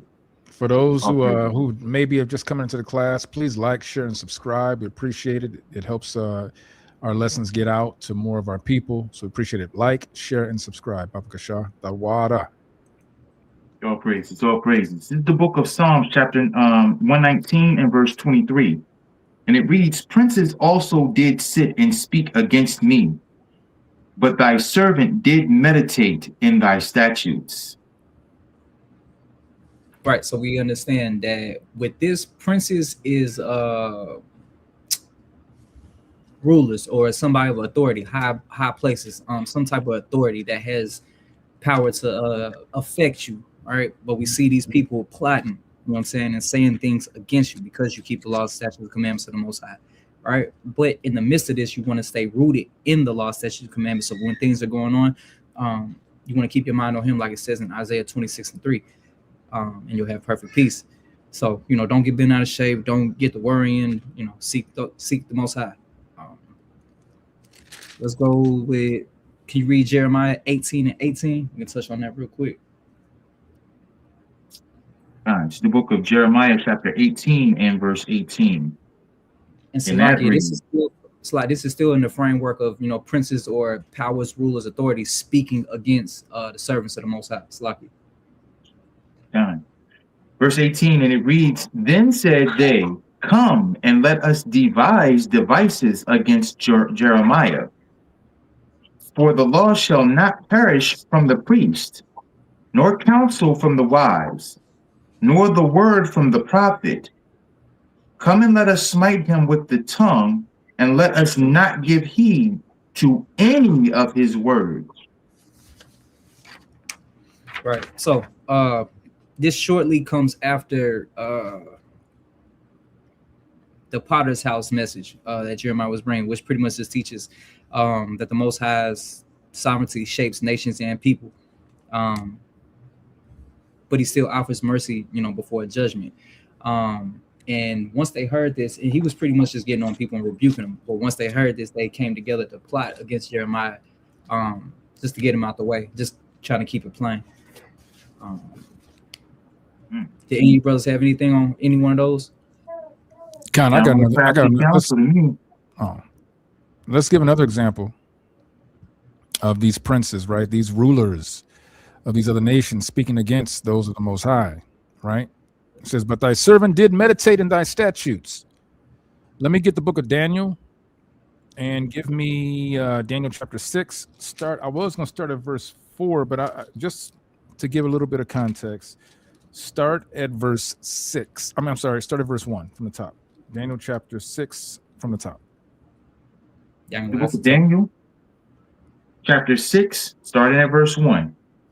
It pleased Darius to set over the kingdom 120 princes, which should be over the whole kingdom. Okay, so let's stop right there. So for those who may not know who Darius is, Darius was a king of I believe it was the Medes and Persians, right? Mm-hmm. And it says, it pleased Darius to set over the kingdom 120 princes, which should be over the whole kingdom that he ruled over, right? Read verse 2. And over these 3 presidents, of whom Daniel was first, that the princes might give accounts unto them, and the king should have no damage. now we see that Daniel was preferred by King Darius, right? Daniel is our brother, right? Right. Keep reading. Yep, keep reading. Then this Daniel was preferred above the presidents and princes, because an excellent spirit was in him, and the king thought to set him over the whole realm. So I want to show something here. So Daniel was a keeper of the law. Daniel feared the Most High, right? Daniel kept the statutes and the laws of the Most High, right? And because of that, even in captivity, he was favored by this king and put in a high position, right? So let that sink in for a minute, right? Let that sink in, right? The Most High is going to have favor. The other nations are going to have favor. It's going to cause the other nations to have favor when we're keeping his commandments, right? Where are you at? Going to verse 4. Yeah, start at verse 4, read. Then the presidents and princes sought to find occasion against Daniel concerning the kingdom. Okay, now here we get where these other presidents and princes that Darius put above, right, are now what? They're trying to find occasion. When it says find occasion against Daniel, it's trying to find something to speak against him, right? It says princes also did sit and speak against me, right? So this is another example showing some where this is Psalms 119:23, right? Start at verse 4 again. Verse 4. Then the presidents and princes sought to find occasion against Daniel concerning the kingdom. Read. But they could find none occasion nor fault. Read. For as much as he was faithful, neither was there any error or fault found in him. Because he was being righteous before the Most High God. Read. Then said these men, we shall not find any occasion against this Daniel, except we find it against him concerning the law of his God. Now this goes back to what we just brought out in Judith, right? Because these other nations understand the only way they're going to find fault in Daniel is if Daniel was doing what? Read the second part. Read the second part of 4 again. Except we find it against him concerning the law of his God. I'm sorry, verse 5. So unless they can find fault with him not keeping God's commandments, they know there's no chance, right? But keep reading. Then these presidents and princes assembled together to the king and said thus unto him, King Darius live forever. 7, verse 7. All the presidents of the kingdom and governors and the princes and counselors and the captains have consulted together to establish a royal statute and to make a firm decree that whosoever shall ask a petition of any god or man for 30 days, save the king, O king, save for thee, O king, he shall be cast into the den of lions. Now we can also take this back to Psalms 83 with the crafty counsel, right? Right. All those nations come together. They were confederate with thee. Here's another example of that, right? In a smaller area under one kingdom, right? The Persians and the Medes. They decided to come together. It didn't just say a few. It said all the presidents of the kingdom, the governors, the princes, the counselors, the captains, all consented and consulted to establish a royal statute. This is a law, right? Like if we take America's law, the U.S. Constitution, and you got the government, you know, the Democrats and you got the Republicans coming together to vote on a bill and pass a bill, right? To make it a law. Did they do that? They did that with President Obama. Said that the LGBT community can now be married, right? I'm just giving an example of what today is, right? Right. That's a law that's now accept that you can do, right? And you can't even talk against some of these people. If they want to be called a tree, or if man wants to be called her, you can actually get caught up for that, right? So it says that so they put out a petition that of any god or man. Now remember, this is them knowing and understanding that the God of Daniel is the Most High God. Right? They couldn't find any fault. This is crafty, y'all. They couldn't find any fault in Daniel unless they could try and trip him up to not keep God's laws. And in their own pride and proud minds, they believe that, you know what? If we say that no man can serve any other God, right?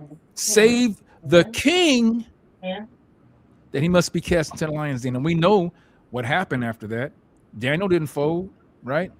Daniel didn't fold. What did Daniel do? He went Did right he? in there. What happened to Daniel?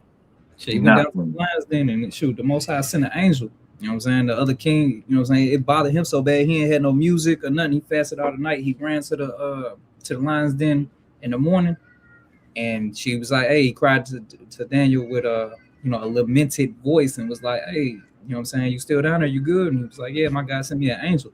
He said, "Shit, the lion kept them lions' mouth shut." And they praised him, and after that, the Most High still exalted him.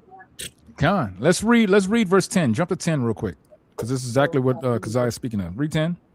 Verse 10. Now when Daniel knew that the writing was signed, he went into his house, and his windows being opened in his chamber toward Jerusalem, he kneeled upon his knees 3 times a day and prayed and gave thanks before his God as he did aforetime.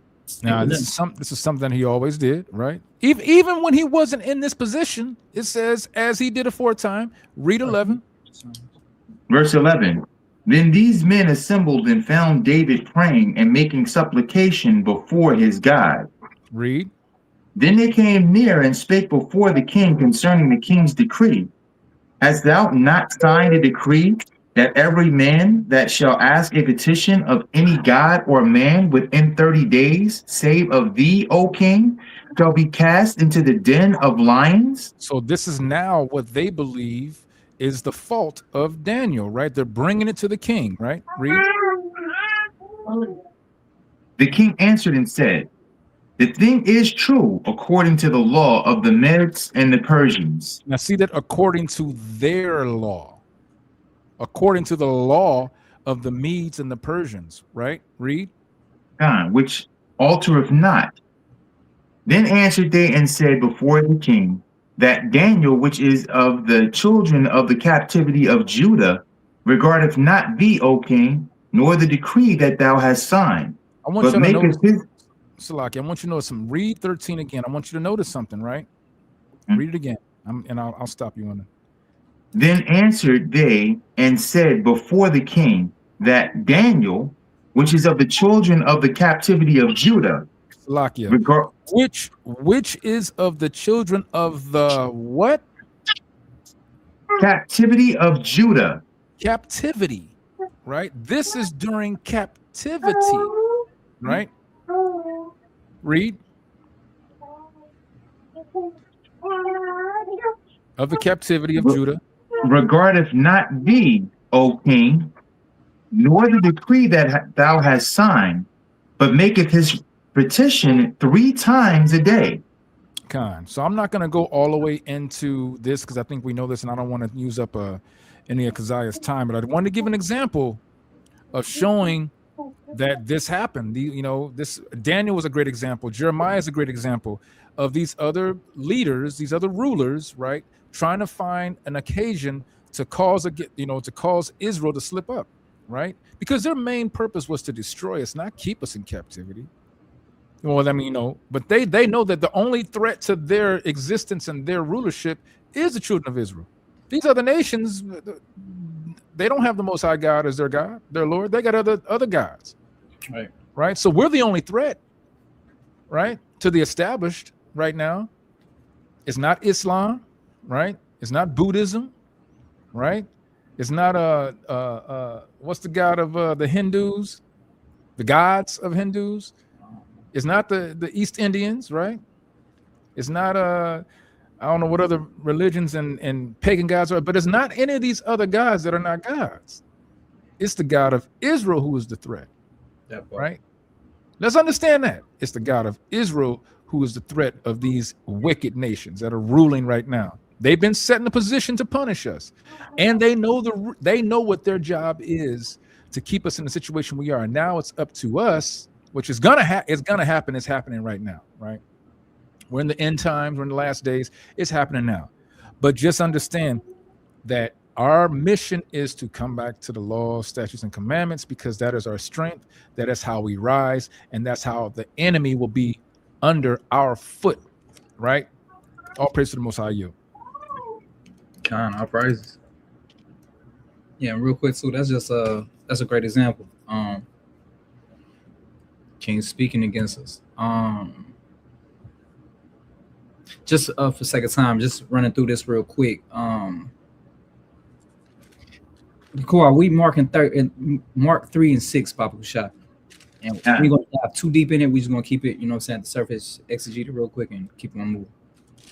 It's the book of Mark, chapter 3, verse 6, and it reads, "And the Pharisees went forth and straightway took counsel with the Herodians against him." Herodians were it's like MAGA supporters for Trump, but for Herod, if that makes sense. Go ahead. God, that's a good comparison. Good parallel. How they might destroy him. Right. Once again, so they took counsel again. We just see that same thing. The Most High's anointed was plotted on by high-ranking figures, princes, rulers, leaders, powerful men, presidents, etc. Right, showing the righteous are often opposed by powerful, wicked leaders who have hatred for the Most High's laws and these that keep them. It made me think about Ephesians 6:10-18. You know what I'm saying? No, it's like 6 and 12. Where it talks about we wrestle with, spiritual wickedness in high places. And this is a perfect example of seeing that. Even till today, you got the ICE, just real quick example, you got, ICE out here, doing, whatever they're doing. Decree's been signed for them to remove Issachar. Now it's one supposed to be with the Haitians. And it's just, I feel like it's a segue, and it just really just finding a way to attack us some type of way. They want us to really live Black history so much, not so much remember it, but they want to really put us back in those times, so to speak. Mm-hmm. So be diligent about the Satan's devices, because he's crafty. Right. All right, sliding on to the latter part of this verse, it says, "But thy servant did meditate in thy statutes." So instead of fighting back or trying to get revenge, folding, or even being fearful, you're supposed to relax, think deeply, reflect, study, and consider how to apply the word. All right, they say knowledge is power, but it's the application of knowledge that's power, because you can know all what to do but not do it, so you'll be stuck in the same spot. So apply this, right? Once again, going to the Gimel, meaning being lifted up or carried, right, by the word, like a camel. So the conclusion to verse 23 in Psalms 119 is the Most High servants, which are the righteous, may be opposed, slander, and accused falsely for serving the Most High. Controlling your spirit, control your spirits, get in the scriptures, which ensues strength, stability, peace, among other things. Did you brothers have anything on that before we move to the next? Con, let me get the book of Sirach and read from the top, chapter 39. Real quick. Make this quick. No, you good. It's the book of Sirach, book of Ecclesiasticus, chapter 39 from the top. And it reads... This is how meditation, right? This is what meditation gives, right? God. "But he that giveth his mind to the law of the Most High, and is occupied in the meditation thereof, will seek out the wisdom of all the ancient, and be occupied in prophecies." I think that's plain upon tables, right? Let's read verse 2. Salaki, what was it? That was Ecclesiasticus 39, yeah. Yeah, God, verse 1. Verse 2. "He will keep the sayings of the renowned men, and where subtle parables are, he will be there also." Read. "He will seek out the secrets of grave sentences, and be conversant in dark parables." Read. "He shall serve among great men, and appear before princes. He will travel through strange countries, where he hath tried the good and the evil among men." All right, verse 5. "He will give his heart to resort early to the Lord that made him, and will pray before the Most High, and will open his mouth in prayer and make supplication for his sins." I don't even think I need to give a breakdown for that. I think that's plain upon tables for our people. And our, to the point. Down out of one. All right, I'll yield with that. No, that was clutch. Appreciate it. I'm finna use that later on down this walk. I ain't gonna lie, that's a perfect precept. Good looking. All praise to the Most High. All praise. All right, moving on. Last verse 24, and this will conclude Gimel. Done. This is the book of Psalms 119, verse 24, and it reads, Thy testimonies are Salakia. Thy testimonies also are my delight and my counselors. All right, real quick little walk. We can walk a little fast though. Pull read Psalms 40 and 8, Baba Gusha, and knock, if you don't mind, Romans 7:22. Book of Psalms chapter 40 and verse 8. And that reads, I delight to do thy will, O my God. Yea, thy law is writ within my heart. Right, delight, right? We see that the testimonies are what? Once again, a delight. The law, keeping the law, it's a delight, right? This is a mindset of a righteous servant, right? Finding joy in obedience. Joy in obedience, right? Read that Romans 7:22. Con, this is the book of Romans, chapter 7 and verse 22. And it reads, For I delight in the law of God after the inward man. Right, meaning what? You gotta love it in your spirit, right? It's kind of playing upon tables. Let's see. Do I got this one down? Yeah, run that Psalms 119 and 14 Bible shot, because this really all this was just a call back, you know what I'm saying, prior to these verses. This was, I want to say it was in Bet, second letter. So The book of Psalms chapter 119 and verse 14. I have rejoiced in the way of thy testimonies as much as in all riches. Right. Going back to 24, it says thy testimonies are a delight. You rejoice in these things, right? The mindset of a righteous servant. You find joy in obedience. All right, moving to the latter part of this verse. Knock, if you can get that 2 Timothy 3:16 and Kawal, grab that Psalm 73 and 24. Bobby Butchak. Now, this actually gave me a different outlook too on counseling as well. I never really looked at it like this. God, it's the book of 2 Timothy, chapter 3, and verse 16. All scripture is given by inspiration of God and is profitable for doctrine, for reproof, for correction, for instruction in righteousness. God. Right. So it's what? This is the ultimate counsel. So when you need counsel, I'm not saying going to study men, etc., somebody you trust, etc., you're not supposed to do is bad or anything like that. But I feel like the double fold to it is before you make a move or do anything, how it says in Sirach 32, get counsel before you do anything, and treat the Most High and ask him.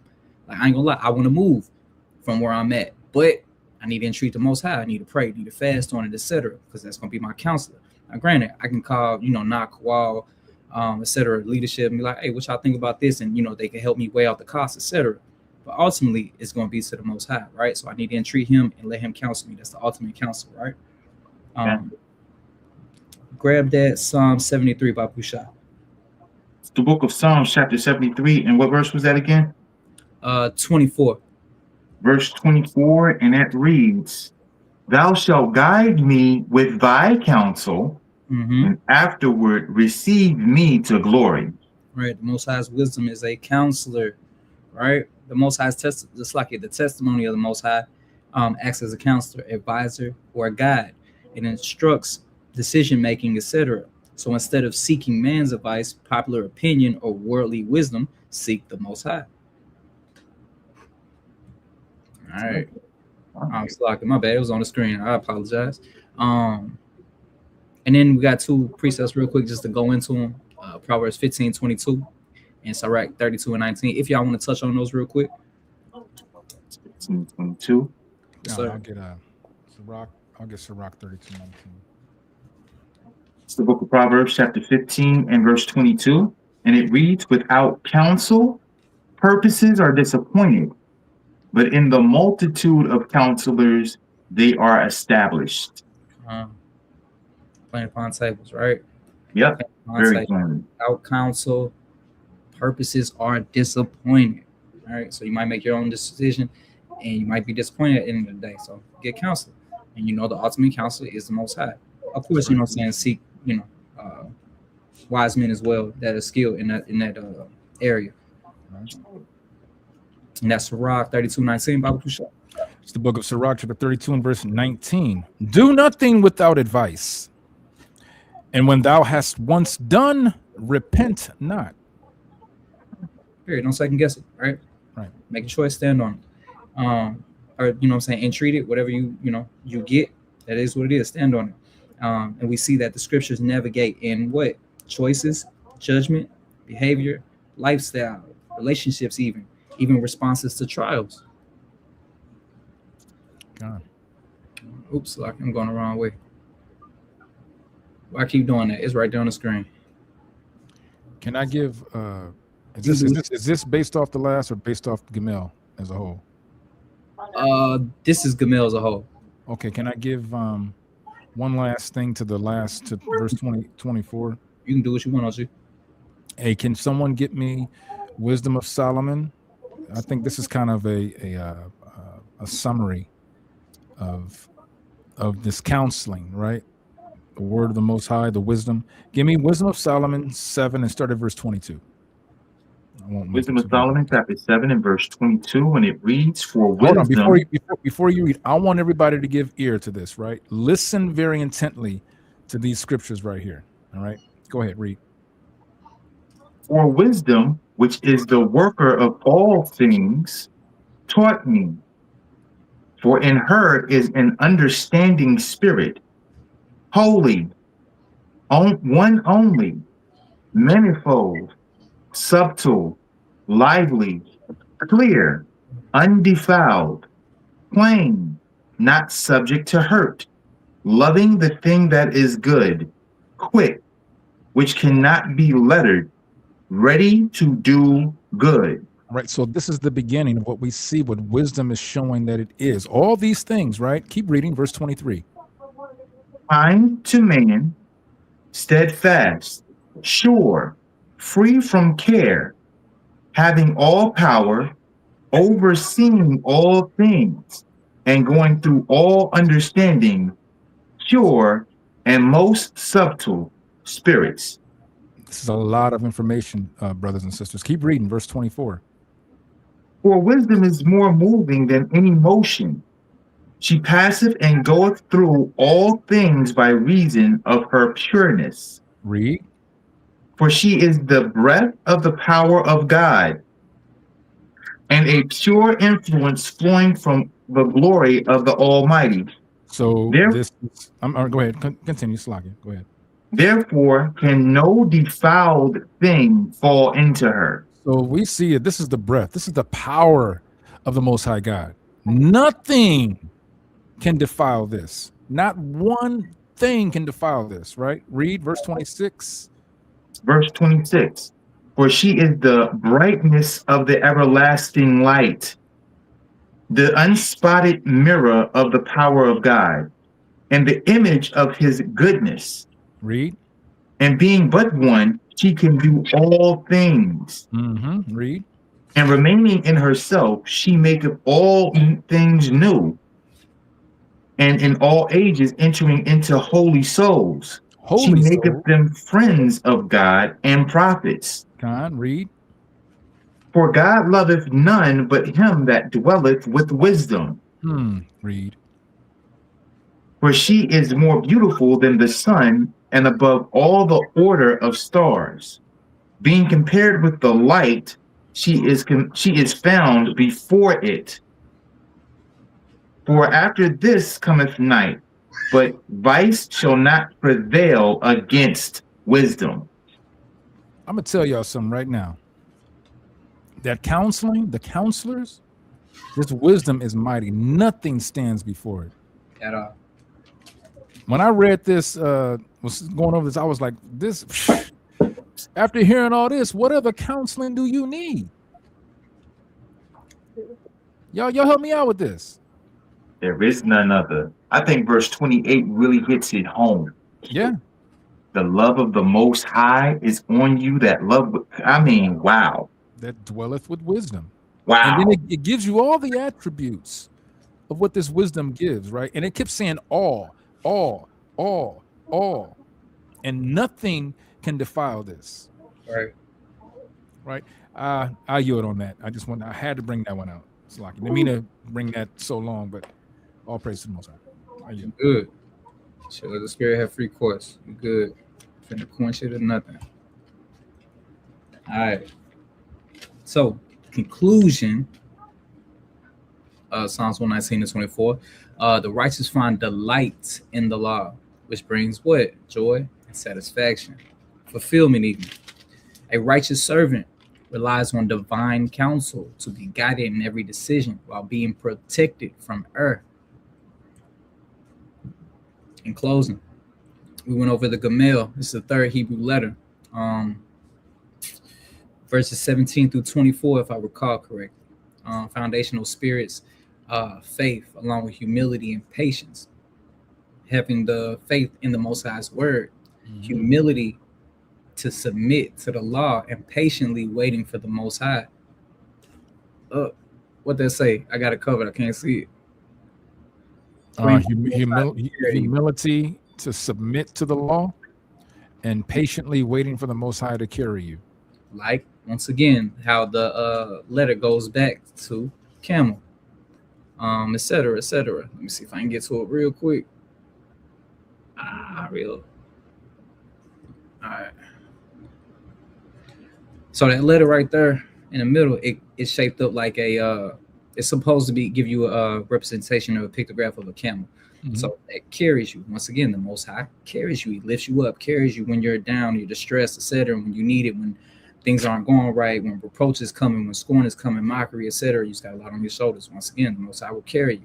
This shows dependence on the Most High. The only thing we can do is depend on the Most High. That's the way we prosper. That's the way we get through. The Most High, he does everything. But I yield. That was a lesson for today. I appreciate y'all sticking with us. All praises, honor, and glory to the Most High. By Shem Yahweh, by Shem Mashiach Yahushua. Count all praises to the Most High. Yo, that was mighty. I hope everyone got understanding of that. Matter of fact, put a 7 in the chat if everyone was edified. If you were edified on these breakdowns for Gimel or Gimel, however which way it's pronounced. Put a 7 in the chat. We want to make sure that we have a good understanding of the Most High's words, because this is something that you have to go and apply now and teach to your own families, right?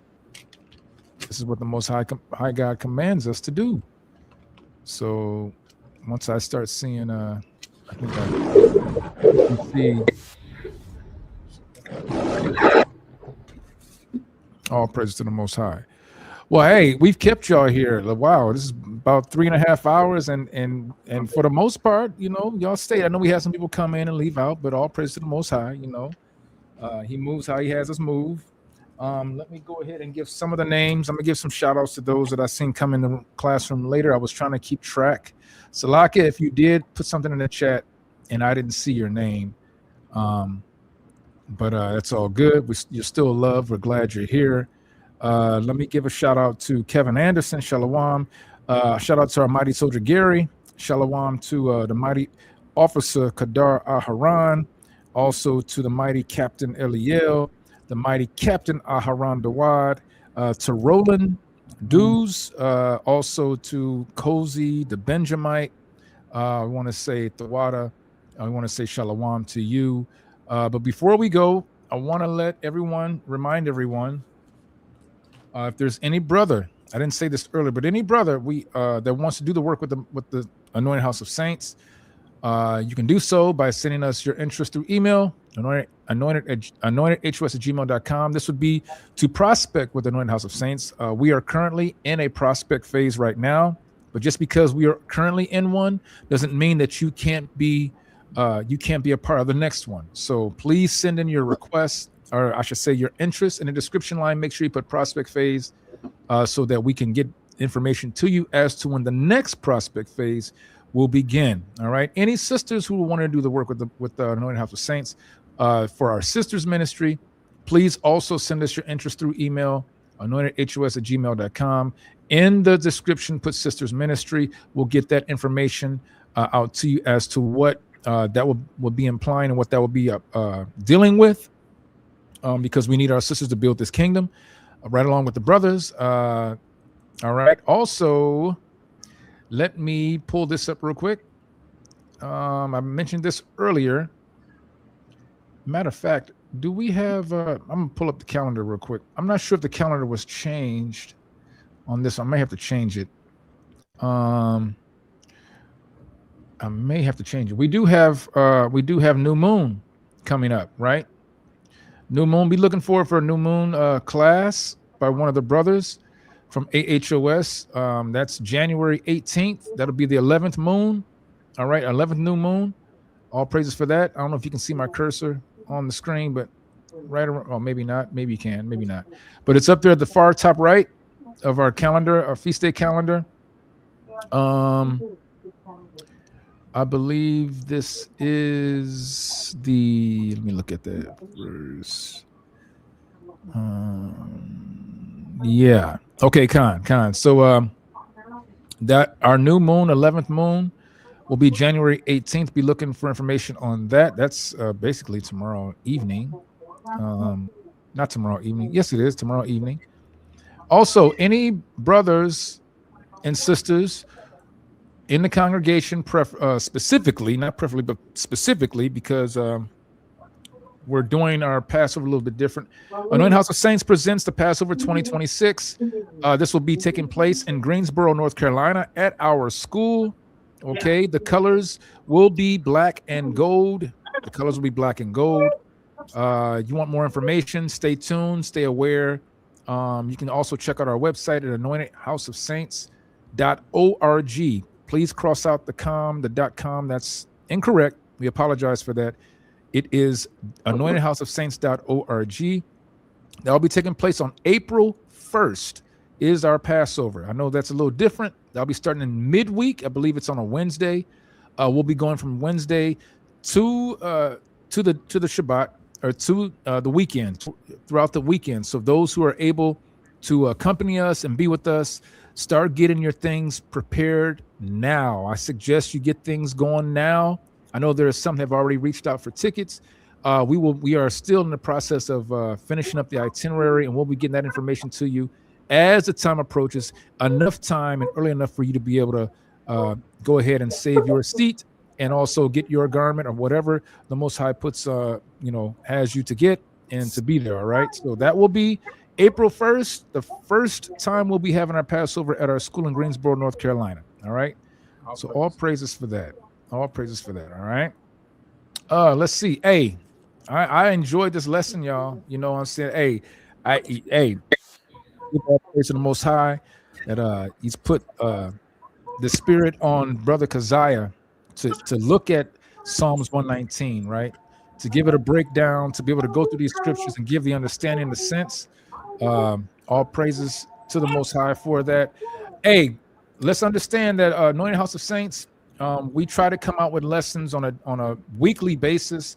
And when you know that we have some of our fellow congregants that are following us on Milk Monday, on Mondays, also on the Sabbath Morning Brew.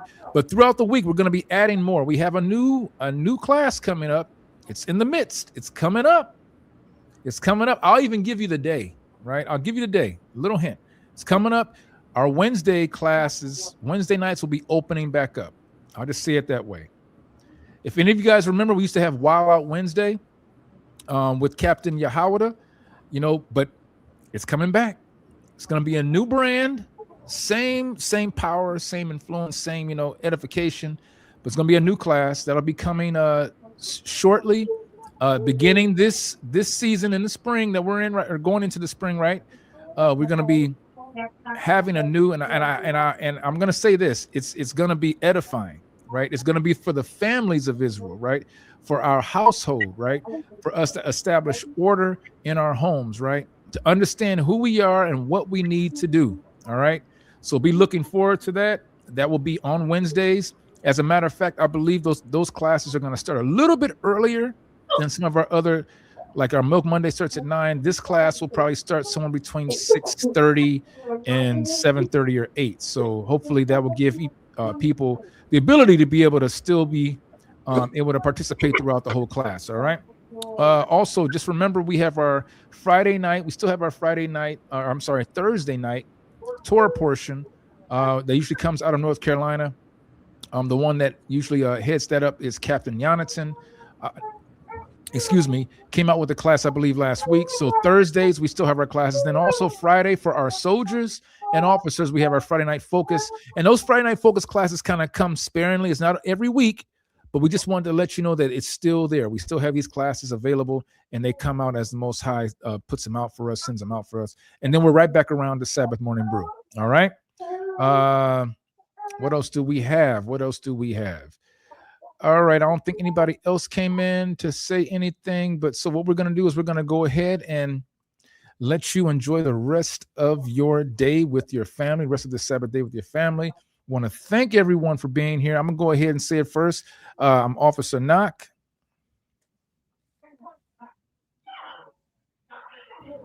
I'm Kazai, your servant. Soldier Kowal, the lion. Khan. And we are the Anointed House of Saints. Thank you for joining us for another Sabbath Morning Brew. Until next time, family. Oh, yeah. Thank you. Get that real quick. Oh, already got it. All praise. Yep. Bring it out. The book of Daniel, chapter 7 and verse 18, and it reads, "But the saints of the Most High shall take the kingdom and possess the kingdom forever, even forever and ever." B'Shem HaMashiach Yahushua. B'Shem HaMashiach Yahushua. And with that, we thank you again. Thank you for being here with us. Thank you for laboring. Thank you for staying with us and sharing this edification and lesson with your friends and family. Until next time, saints. All right. Have a great Shabbat and rest of your day. Shalom, family. This is not a test.